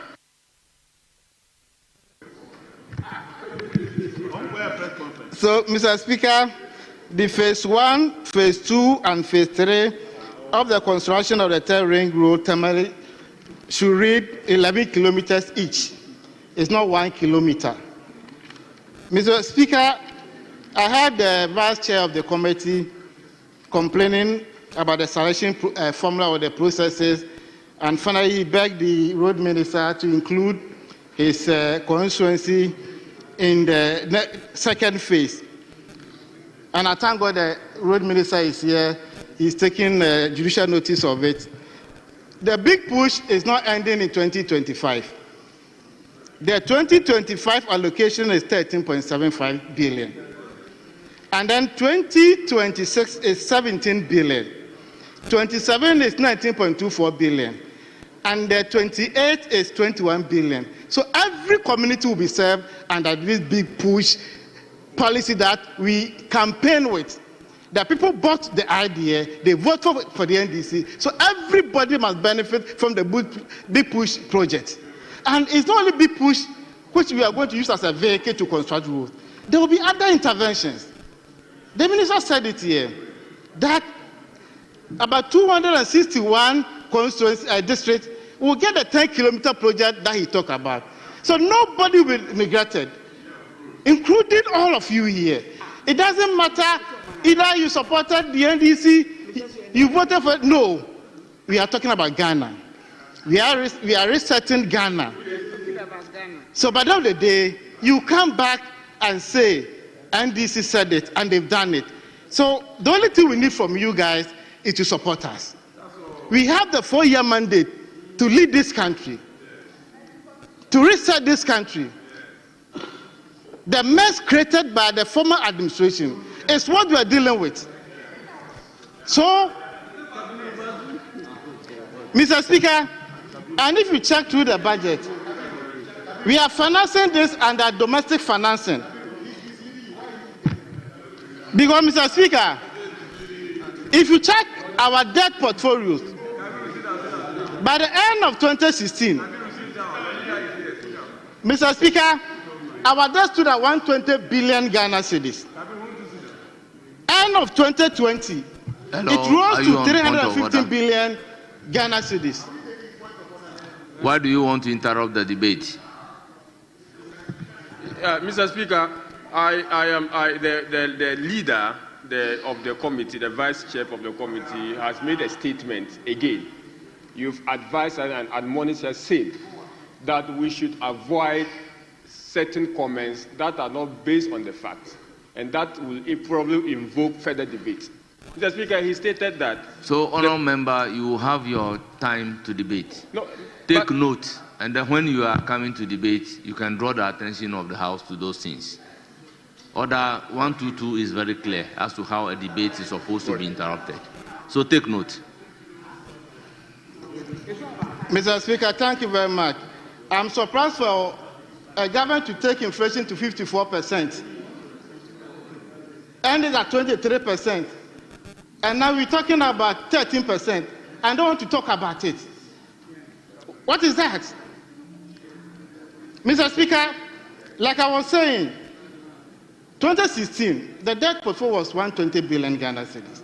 By end of 2020, it rose to 315 billion Ghana cedis. 21, 362 billion Ghana cedis. 2022, 448 billion Ghana cedis. 2023, 610 billion Ghana cedis. And 2024, 726 billion Ghana cedis. But within 6 months, Mr. Speaker, we brought it to 613 billion Ghana cedis. So if we say we are financing the big push under domestic financing, so that we will not put more burden on our national debt, if you don't want to support this, what again do you want to support?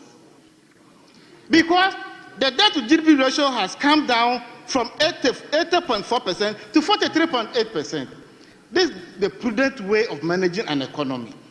So when people hear about big push, they think it's a big elephant which is chasing them and they want to run to the bush. No. This is a policy.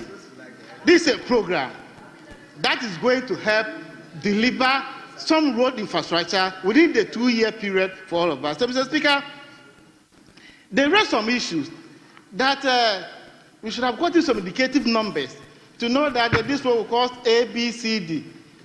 And we rely on Section 33(4) of the PFMA Act that we all passed in 2016. They are now going to award the contract. They've not awarded the contract. They've not done anything to suggest that by the end of the day, this road will cost us 1 billion Ghana cedis. How can we give you those numbers? But already, Mr. Speaker, we have approved the global sum in the 2025 budget. All of us approve it. So we thank the minister and the government for even bringing this information back to the House for approval. They could have gone ahead and done whatever they wanted to do with it.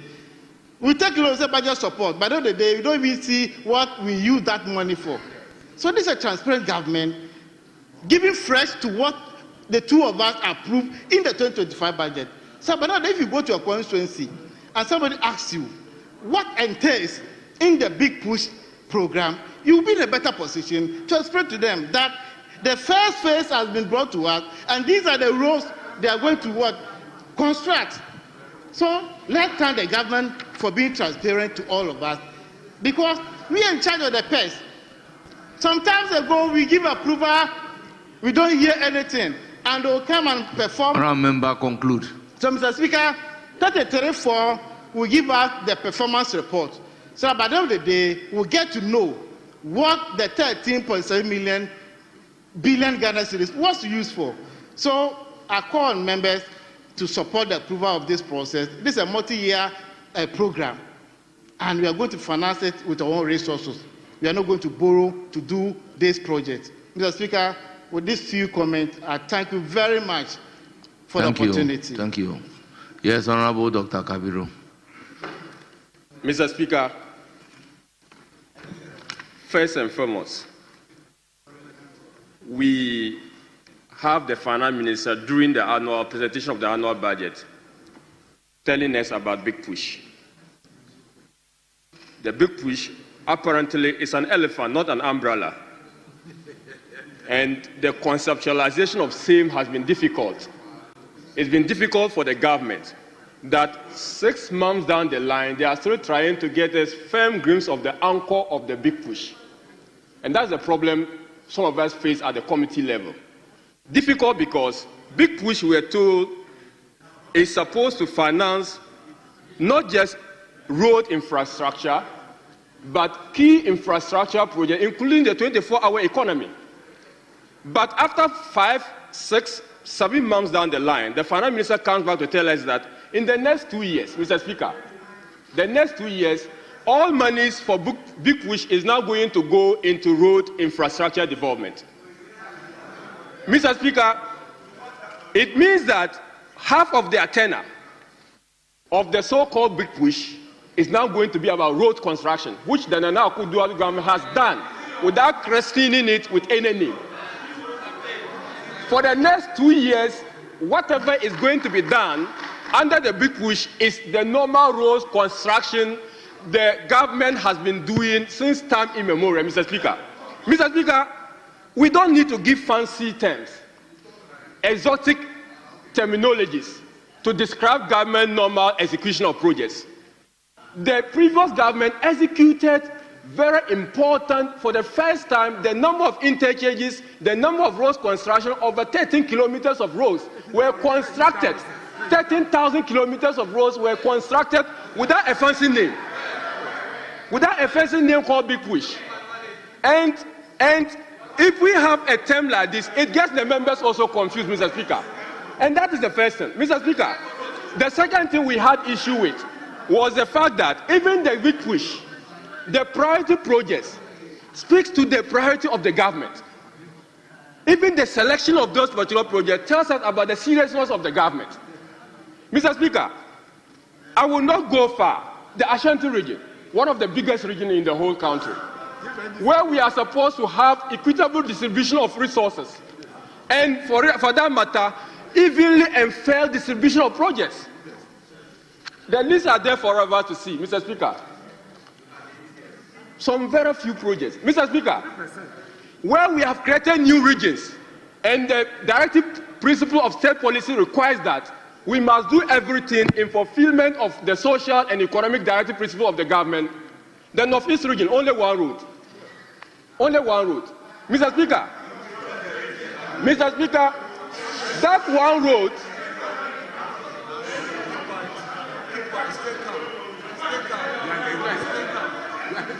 Honorable members, order.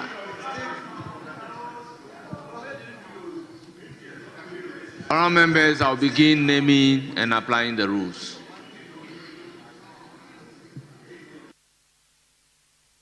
Thank you, Mr. Speaker. Mr. Speaker, a whole region, a new region that a government is supposed to prioritize, and in line with the commitment of the president that he was going to do everything to support these new regions. The Savannah region, a very new region, only Swala Wenchi Road, in the Big Push. One project, Mr. Speaker. Mr. Speaker, Bono is, we labor to find any project significant in that region. Yet, these people queue and gave them massive votes in this particular region. Mr. Speaker, we wonder whether these people's effort is in vain. It's a question that battles all of them. What will they get in return out of the lofty promises this government gave them? So we have difficulty. Mr. Speaker, aside that, the committee had another difficulty that Mr. Speaker made referral to us of a certain mid-year budget presentation. And the referral was clear, unambiguous, that we should go as a joint committee of finance and budget to examine the statement by the minister and write a report. And then the minister comes with another 3 projects that the Ghanaian people did not even have the benefit of knowing during the presentation. We had a difficulty because we wanted to even know whether, in line with the practices of the House, Mr. Speaker, the committee can decide to introduce any project, or the finance minister can bring any project and bring it to House for ratification. Because the referral of Mr. Speaker was in line with the budget, mid-year budget presented. But he comes with different 3 sets of projects. Mr. Speaker, these 3 projects were basically on hindsight, because our respected leader, Dr. Amin Adam, raised an issue over the obvious exclusion of the northern region, the World Bank of the NDC from the projects. The NDC and northern region did not even have one single project. And this issue was raised. On hindsight, they brought some 3 projects, and even in the report, they said 1 kilometer, but on hindsight, they are saying they will have to correct it to the 11 kilometer. Mr. Speaker, the northern region, construction of 3rd Ring Road, Tamale Phase 1, Tamale Phase, the construction of 3rd Ring Road, Tamale Phase 2, Lot 1, Lot 2, and Lot 3, Mr. Speaker. These were the new additions. These were the new additions. And the issue we have is, those new additions were not contemplated within the original amount of the 13 billion that they say we should approve. So now, you brought some projects, excluding 3 projects, and now you introduce 3 projects without increasing the amount. That goes to the point that we needed to know for each project what amount is allocated to it. Because if those 3 projects were contemplated, we would have had Yes, Honorable Adongo. Yeah, Mr. Speaker, the honorable colleague is misleading this House. we are not responsible for you exiting the meeting and not hearing the full story. The full story is that the minister says the total amount of 13.8 billion that he's requesting will not change. He will not change. That time he was not in the meeting. So please, don't mislead the people of Ghana to think that we should have added any amount of money. That is the request that was made to us by the minister when he sought to amend his request. Thank you, Mr. Speaker. Mr. Speaker, Yes. I think that the leader of the committee should have the patience and should open the ear to listen when I'm talking. What he said is not different from what I said. What he said is not different from what I said. What I'm saying is that, and if you listen now, and listen, what I'm saying is that the honorable minister gave us some project with some 13 billion. And then on hand side, he added 3 projects without changing the amount. That's the point I'm making. That if you bring a project, if you bring us some project and you say that the project... I think we are speaking the same language. The chairman in presenting the report indicated that those 3 projects that was brought was an omission, and that if these 3 projects are included, the ultimate figure will not change. So you are bringing something based on a stated figure. 3 has been omitted, and if the 3 is now being added, definitely it can result into a change in the figure, because they claim it was an omission, which is now being added. Honorable Kabiru. Thank you, Mr. Speaker. Mr. Speaker, a government that is serious with its work would come to this House with full complements of projects. And on the basis of what we look at the projects and assign and look at the resources and see whether that match. If we come after all, you bring us some projects, I think it's the most unfortunate thing that a serious government would do. Mr. Speaker, the projects they are asking us to commit in line with the Section 33 of the Financial Management Act, the minister is well within the laws of the country to come and ask us to approve. But the commitments that they were presenting to us, Mr. Speaker, were not commitments. They were a list of projects. List of projects that we cannot even say whether if this House approved this media fiscal statement, it amounts to the approval of those particular projects so instated. Mr. Speaker, it is not proper that you bring us a list of projects, attach to your statement, and you say that by approving the mid-year budget, we are invariably approving those particular projects. That is not proper. A proper thing for oversight of this House would have required that you bring us those particular projects, the committee will sit on those particular projects, we will ask whether those particular projects will get value for money for them before we recommend. But this is the case. We have given the minister responsible for finance a blank check. The minister is going to spend it on Yes, Honorable Adongo. I'm sorry, I have to do this. Nobody brings contract at the approval of budget. Contract is implementation of budget. And we are here approving a budget. Yes. And you are saying that we should have brought contracts, even when we haven't implemented the budget. Please, we debated this, and it was clear. It was clear that the committee agreed. If you read your report, you would understand that we said under 33.4, the minister must come back after implementing and contracting to report to us and give us those details that we want. But at this stage, we are approving budget. Nobody approves contracts at budget time. It is implementation of budget that we will get that. And we are now approving for him to go and implement and come back and report to us under 33.4. So, Mr. Speaker, this is just misleading the public.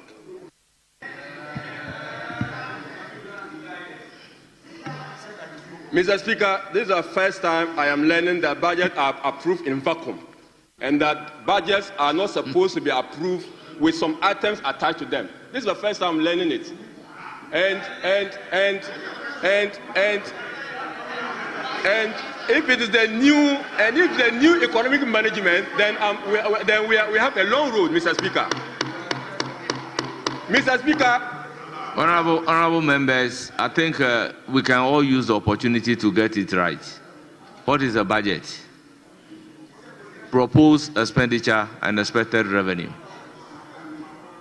That is my basic understanding of what a budget is. So at this particular level, it is true that the specifics that we are going to hold them accountable for cannot be detailed out. So it's just a proposal at this particular level.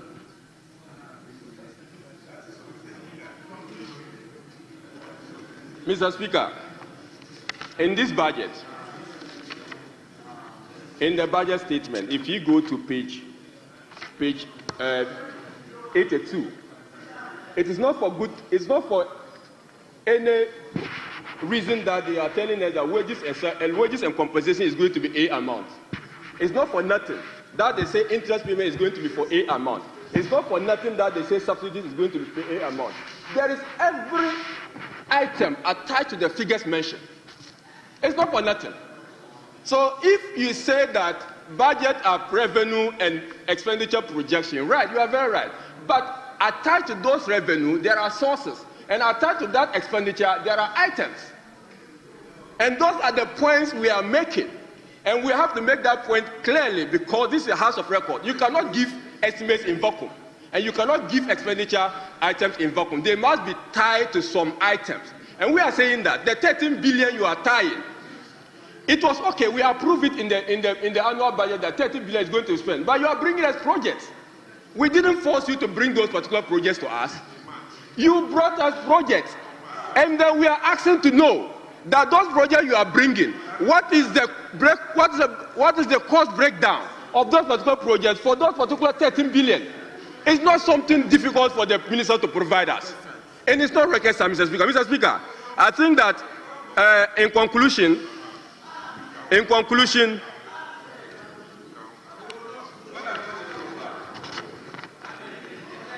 the multi-year budget or multi-year commitment presented by the minister requires that in line with 33.4, in line with section 33.4 of the Financial Management Act, the minister would have to come to this house with annual report on the performance of those particular commitments. It is, even as we have our reservation about those particular projects, it is our hope and belief that the minister would religiously abide by the tenets of this particular Financial Management Act, so that the questions that we are asking now, ex post, which will be late, Mr. Speaker, ex post, we can have answers to them. With this few words, Mr. Speaker, I thank you very much. Yes, Honorable Minister for Rules. Honorable members, we agree to take 2-2. Mr. Speaker, I thank you for the opportunity, and all the comments by colleagues are taken in good faith. But Mr. Speaker, I need to make these points. I know my colleagues on the other side are very much familiar with some of the projects they've mentioned. Komfo Anokye maternity project being stalled is a sad story, but it is stalled because of the debt restructuring. It is still under contract. Government is trying to restore the loan for that project to be completed. And indeed, the finance minister mentioned that. So I am not sure why anybody in this house would make any comment. But I can only say that because you were not here, you are peddling rumors because you were not here when the budget was read. So you are actually arguing out of rumors because you were not here. Mr. Speaker, we have already said that the big push is not the only road intervention. Graciously, this House approved the Ghana Road Maintenance Trust Fund just last Friday. A lot of the interventions at the district levels, including how DRIP is deployed, it will be based on those things. And we debated this during the formulation of that law. So everybody should rest assured. And the formula for the distribution and the utilization of that fund would be determined here in this house. So there's no need for anybody to ask for anybody to do anything. We decide how much and what we give to every district. So rest assured. The 6 months, yes, we've been collecting data, analyzing it, designing and costing the big push. We do not want to rush and do what you did with the bypasses on the Kumasi Road, Accra Kumasi Road, because you rushed. That is why a project that you said would cost 1.9 billion, you are demanding to pay additional variation of 1.7 billion. Is that what you expect me to do? That is not what you expect me to do as a road minister. So we are being prudent by taking time to do those things. Commend us for being prudent, not for saying things you want to say. And by the way, Honorable Kabiru, last week, you were arguing vehemently that no road in Northeast was added to the big push. I drew your attention to the fact that Bintri Nakpanduri is in your region. Then today, you came and said that it's not enough. At least you have admitted that we are starting something. At least 44 kilometers will start. In fact, hold on. In fact, if the contractor you paid $30 million had delivered 44 kilometers between Savelugu and Walewale, we will not be here. So help me retrieve the $30 million from the Indian company, and then we can do even more than the 44 kilometers. And then I heard you say, Honorable Kabiru, I heard you say that you have constructed 13,000 kilometers. You were not here. When President Akufo-Addo made that statement, the ministry came back to say that the 13,000 kilometers included pothole patching, roadside weeding, and other things. What are you talking about? So I don't fault you for that, because that was what the explanation of the 13,000 kilometers was. Honorable colleagues, Big Push has been well thought out. Let me tell you this. I explained Western Corridor. We are starting from Wenchi all the way to Wa. How do you say that there was no principle in selecting this? We want to complete the road asphalted from Wenchi to Wa. It is clear we are clear in our mind. And we are saying that from Wa to Bolga, we want to complete it. What principle are you talking about? We want to start complete the Sunyani Outer Ring Road. Complete. When you get to Kumasi, I said that we are now doing the design of the rest of the Kumasi Outer Ring Road. It's over 100 kilometers. So we are doing the first quadrant. That is from Ejisu all the way to cross the road at Mampong, which will significantly reduce the traffic going into Kumasi, especially if you don't intend to go to Kumasi. So all the Big Push projects are well thought out. And then the additional project we took on, which is to complete the Ofankor problem you left there. And then the, the Inza project from motorway, Shama Runabout towards Atimpoku. Everything is thought out. So don't make a mistake. We are not actually shooting in the dark. We know exactly what we are doing. Support us, and we are saying that you and I know. And I spent my Easter at Wa deliberately. I stayed there to see what people go through. Drive from Wa to Bolga, and you wonder why government after government neglected our people on the northern side of the country there. It is not fair. It is just not fair. And President Mahama is determined that in about 2 years, we fix that road. That is what we are talking about. So support us to do that. Mr. Speaker, the respected chairman of the committee has already determined that the ring roads around Tamale, for all you know, in fact, Mr. Speaker, I've already obtained commencement certificate for it. And the finance minister said it here. That commencement certificate has already been got. So it's not an afterthought at all. It's an omission that we admitted to. And it is fair. So it's not an additional road. What he was seeking to do is to draw your attention to that, Mr. Speaker. What I'm happy about is that this report has received a bipartisan support, and I want to thank colleagues for this. I agree that the finance minister must adhere to what we are approving. But the 13 billion is the allocation for Big Push this year. That is why it's a multi-year commitment. No one is saying that all these projects will cost 13 billion. Mr. Speaker, they are in excess of 70 billion. So the 13 billion is not the cost of the Big Push project phase 1. So phase 2 will be at other ones, which would include the Echiamanfo Bridge, the rest of the Kumasi Outer Ring Road, the Accra Outer Ring Road, and those ones, and the Accra-Kumasi Expressway. We want to build a new alignment to Kumasi. It is necessary, and we are going to do that. Mr. Speaker, I thank you for the opportunity. I want to thank colleagues for supporting this, and together we shall improve the road network in our country. Thank you very much. Yes, Minority Leader. Mr. Speaker, thank you for the opportunity. I have enjoyed the submissions coming from both sides, particularly from the Roads Minister.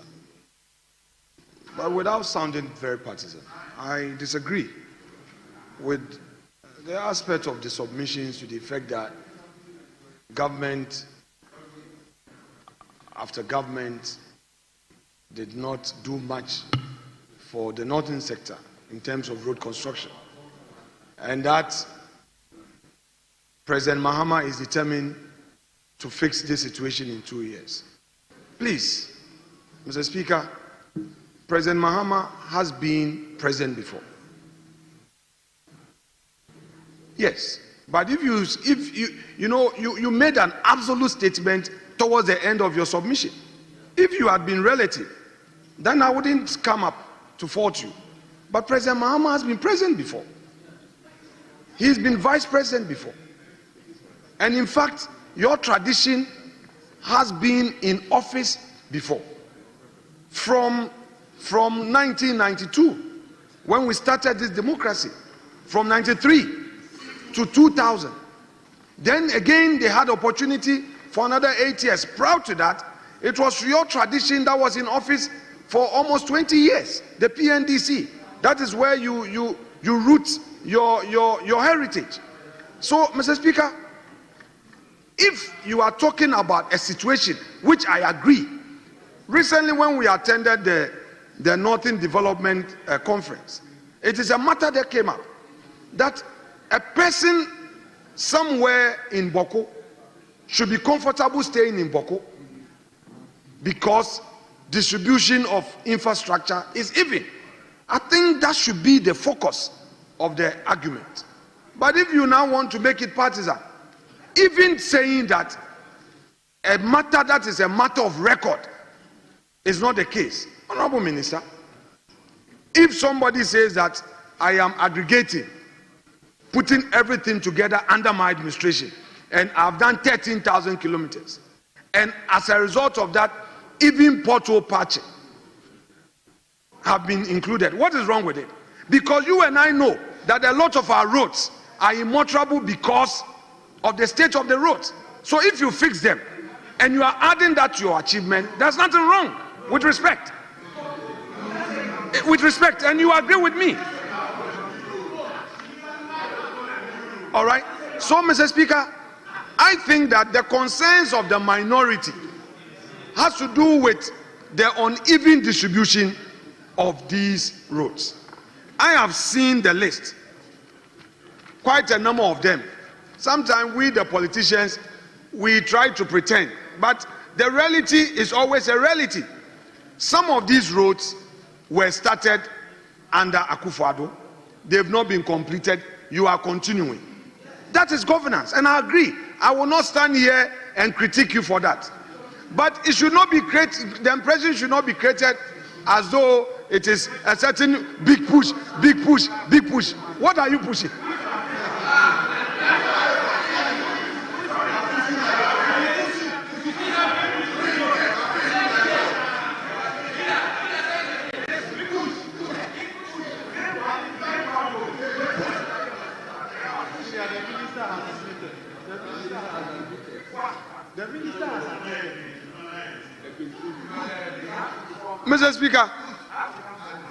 Mr. Speaker,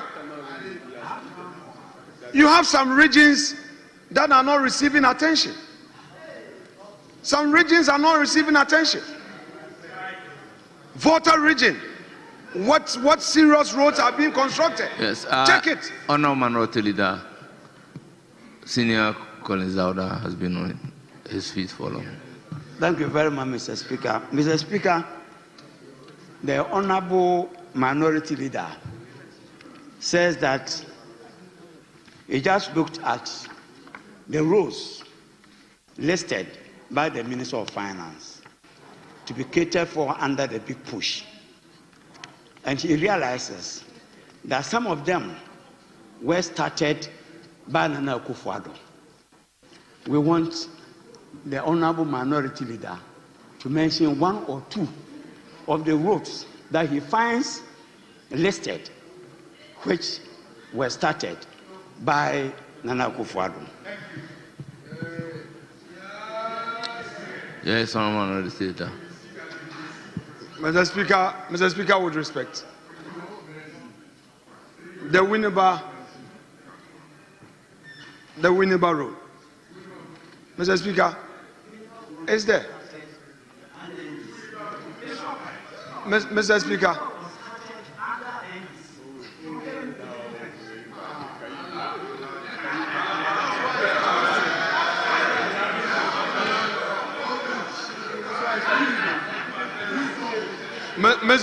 Speaker, Mr. Speaker, this is a house of records. With respect, it was President Kufuor who, with a Japanese facility, yes, please, Honorable Collins Dauda, you are a very senior member, and you know how much I respect you. Unfortunately for you, you spoke for your members to applaud you, but not into the mic. Fortunately for you. So I cannot fault you.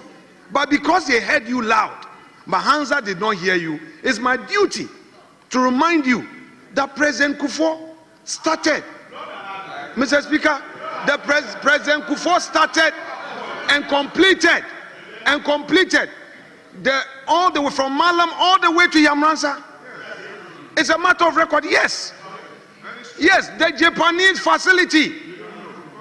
And then today, some of the roads, Mr. Speaker, the roads minister is here. And he knows that I will not attempt to do any propaganda with that which is a matter of record. And I'm commending the government for that effort. That governance is a continuum.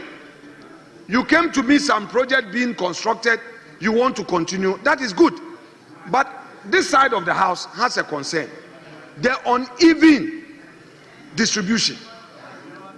Mr. Speaker, the northern region, we are seeing only 11 kilometers. The Savannah region, what we are seeing, at least, unless you are going to amend. So, Mr. Speaker, I am praying that government is able to raise the needed funds for contractors to get back to the road or to start those that are going to be awarded. But Mr. Speaker, again, the roads minister makes another point. This is not the first time he's making that point. But I have some disagreement and I want the records to be properly put in context. He says that the government pays a certain Indian some 30 million. Mr. Speaker, I have been working with some of our technocrats only yesterday. He is now working with technocrats. Honorable Minister, perhaps today it is convenient to make such a statement. But you and I know that the final document that comes for you to sign, for it to go to the Ministry of Finance for payment, originates from your technical men. It's not everything that you will be able to do yourself as a person, because as a roads minister, you are working with a government structure, a civil service infrastructure, which is there. And in fact, at your ministry, which you know, not a single director has left since MPP left office. It's the same technocrat you are relying on to advise you to make payment. So sometimes when we are throwing some of these uppercuts, let's be careful. Because tomorrow, you may not be there. And a technical advice will now be pushed on your head that Kwame Agbodza did this. Meanwhile, you did not do that. So I will plead with you. This issue of your government, you people pay some $30 million. Kwame, you know what it is. You've been there for 6 months. You know how government functions. So I will plead with you. You've moved away from the campaign. The campaign is over. You've won big.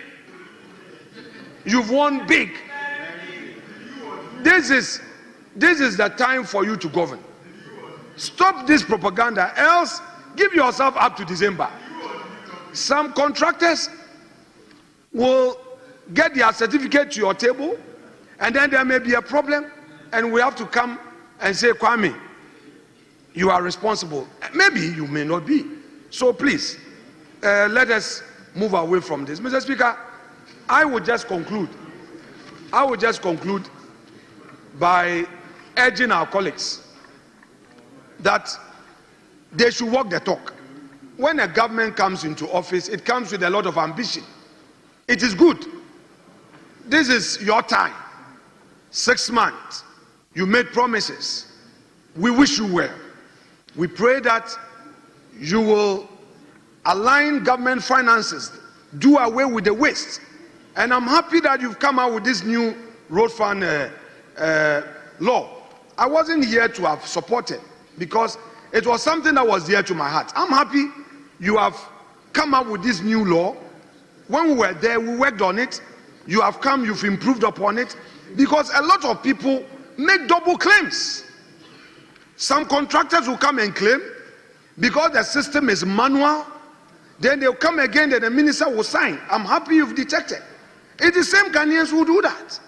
So if you are tightening the system, which was started, and you want to improve upon it, so be it. It's good. I only pray that you get the needed cooperation, because it is not easy. If you get the needed cooperation, Ghana will benefit. And be rest assured, this side of the house is not just here to critique you. We are here to support. And if the roads are constructed and are constructed well to last, Ghana benefits. Mr. Speaker, I will rest my case on that score. Thank you very much. Yes, Majority Leader. Yes, Majority Leader. Let me thank the House for expressing support and urging us to approve the report of the committee. Mr. Speaker, I think a lot has been said already. Definitely, this is not the first time roads are being constructed in this country.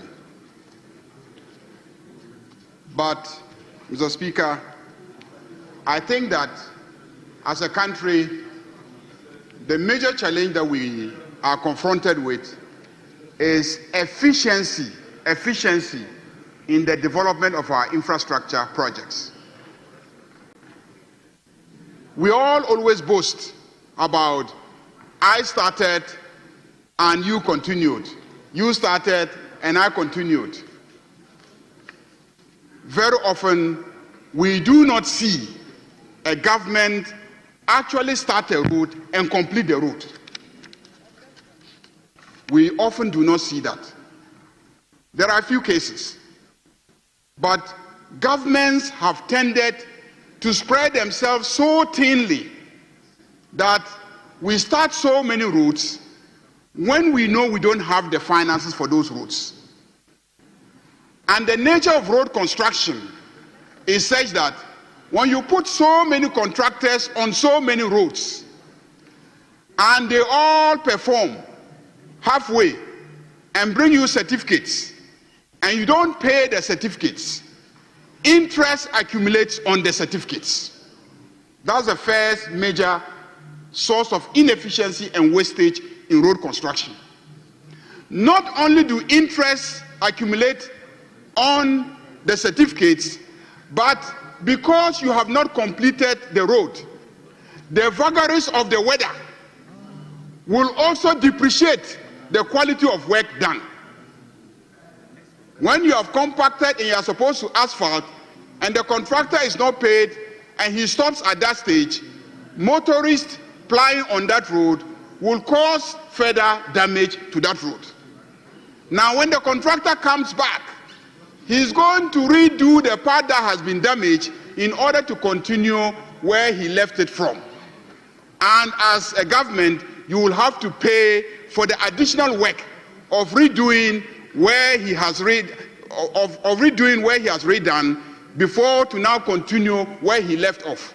So two major sources of wastage, which is the interest on what you haven't paid and the redone work. And when the job delays, then they will come back and tell you that inflation has changed the cost of the inputs.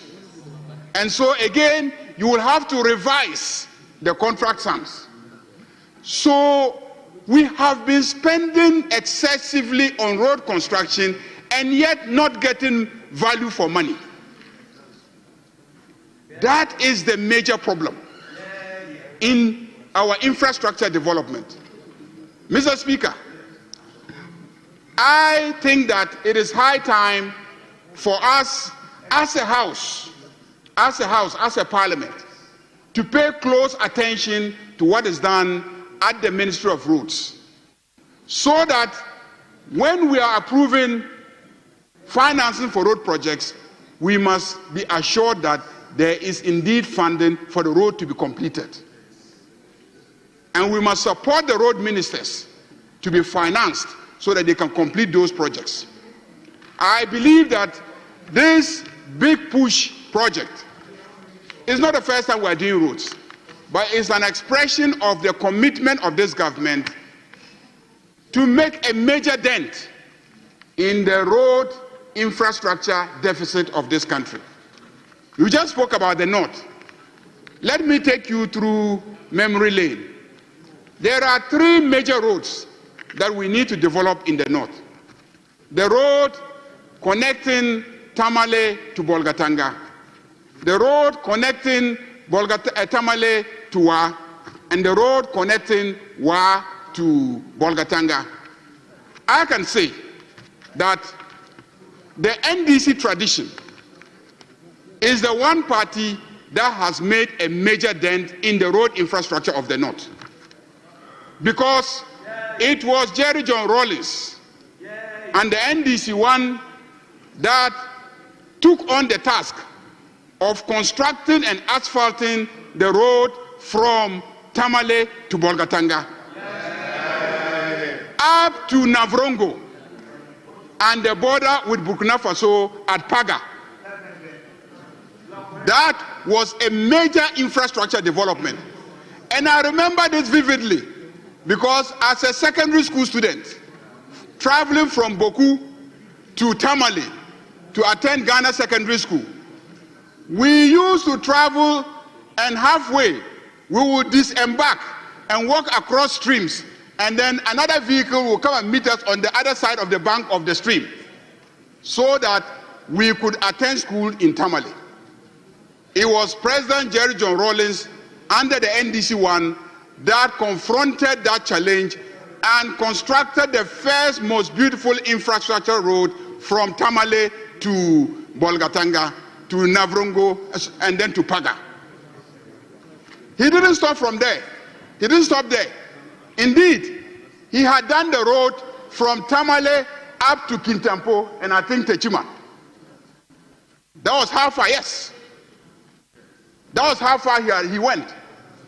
Then when John Dramani Mahama came as vice president with Atta Mills, they then with an African Development Bank facility took on the challenge of connecting Tamale to Wa. And then the then Minister for Roads, the late Salia, had done some work from Wa up to Ga and other parts, going up to, I think, Sunyani. So when John Dramani Mahama and Atta Mills did the connection from Fufulsu to Swala. They then did the connection to Tamale. I am happy and proud that the NDC is back, and we are going to do the last connection, which is from Bolgatanga to Wa. So I can say confidently that NDC as a party in government has made a significant and major mark when it comes to developing the road infrastructure of the North. But that is not all. I will say that when the MPP came, in the last 4 years, or even 8 years, at least we saw some infrastructure development connecting Tamale to Yendi. And I'm sure you can bear testimony that the Tamale to Yendi road was done by, I think, President Akufo-Addo. There are some roads that were done. Indeed, when you take and then some parts of the Eastern Corridor, even though we also started the Eastern Corridor road before we left office. And if you take the Bolga, Boku, Pulmakom road, we started the contract, we engaged the contractor, and you came and then you stopped it, did some audits, and allowed the contractor to continue. You delayed it.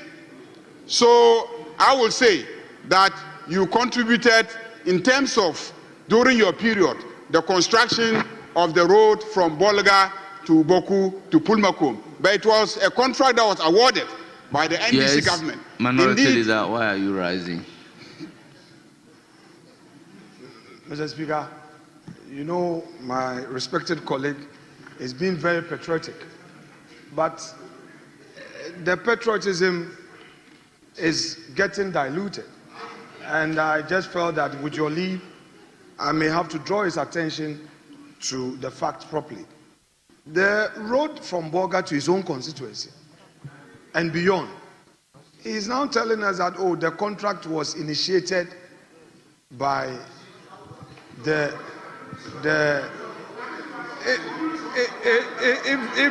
if the majority leader would indulge me. He says that it was initiated, and Akufo-Addo government actually ensured that the job was done. Mr. Speaker, that bit doesn't come out well. Mr. Speaker, the Tamale all the way through Gushegu, Karaga, that one, he has not mentioned it. Mr. Speaker, yes, in the north. Mr. Speaker, he knows them. Mr. Speaker, he knows them. He knows them. So if he wants to add, I just want him to. No, Honorable Minority Leader, you had your turn. What do you want to speak for the Majority Leader? Yes, Majority Leader. Mr. Speaker, let me conclude by saying that we promised the big push. This is just the first year. And given the damage that was done to the finances of this country, we can only afford to put 13 billion this year.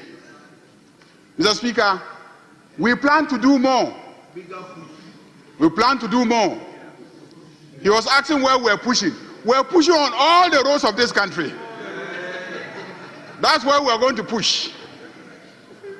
When we finally finish fixing the financial mess that we have inherited, and we sort out the debts that we have inherited, and we begin to make significant savings, I can assure you that your complaint about discrimination will be addressed.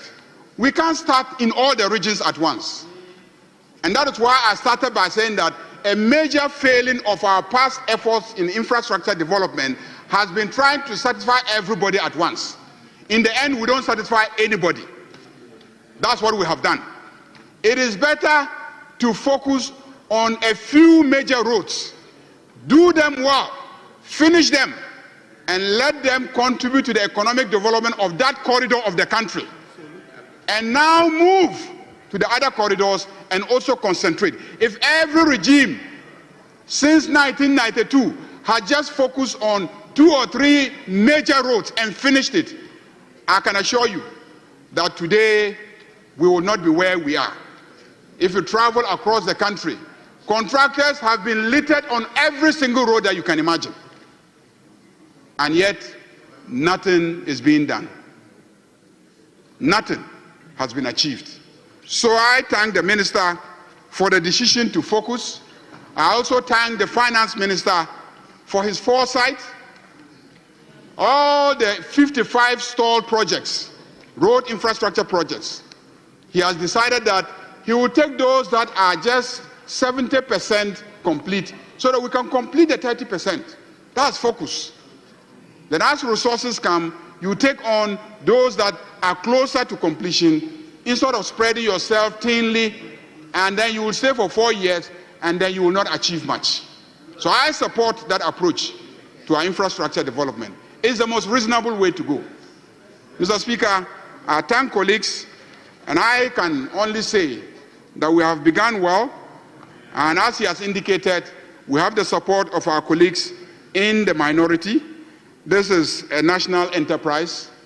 We are not discriminating based on partisan considerations. Indeed, in this election, I wonder where the NDC can discriminate against. Honorable Majority Leader, kindly conclude. I'm saying that in this election, I wonder where NDC can discriminate against. Is it the Western region? No. Is it Western North? No. Is it Ashanti? No. Is it Eastern? No. Is it Greater Accra? No. Is it Volta? No. Is it Northeast? No. Is it Central? No. Mr. Speaker, we want everywhere. We want everywhere. Edru baby, Sentinel.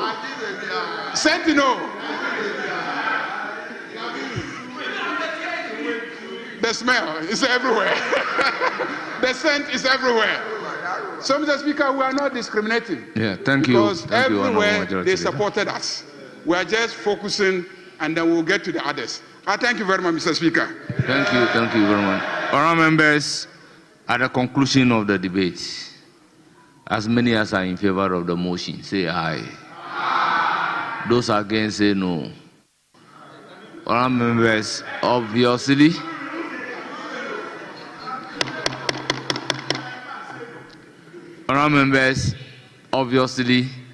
the ayes have it. The motion and the report of the committee are accordingly adopted. Honourable members, I'll suspend sitting for 2 minutes.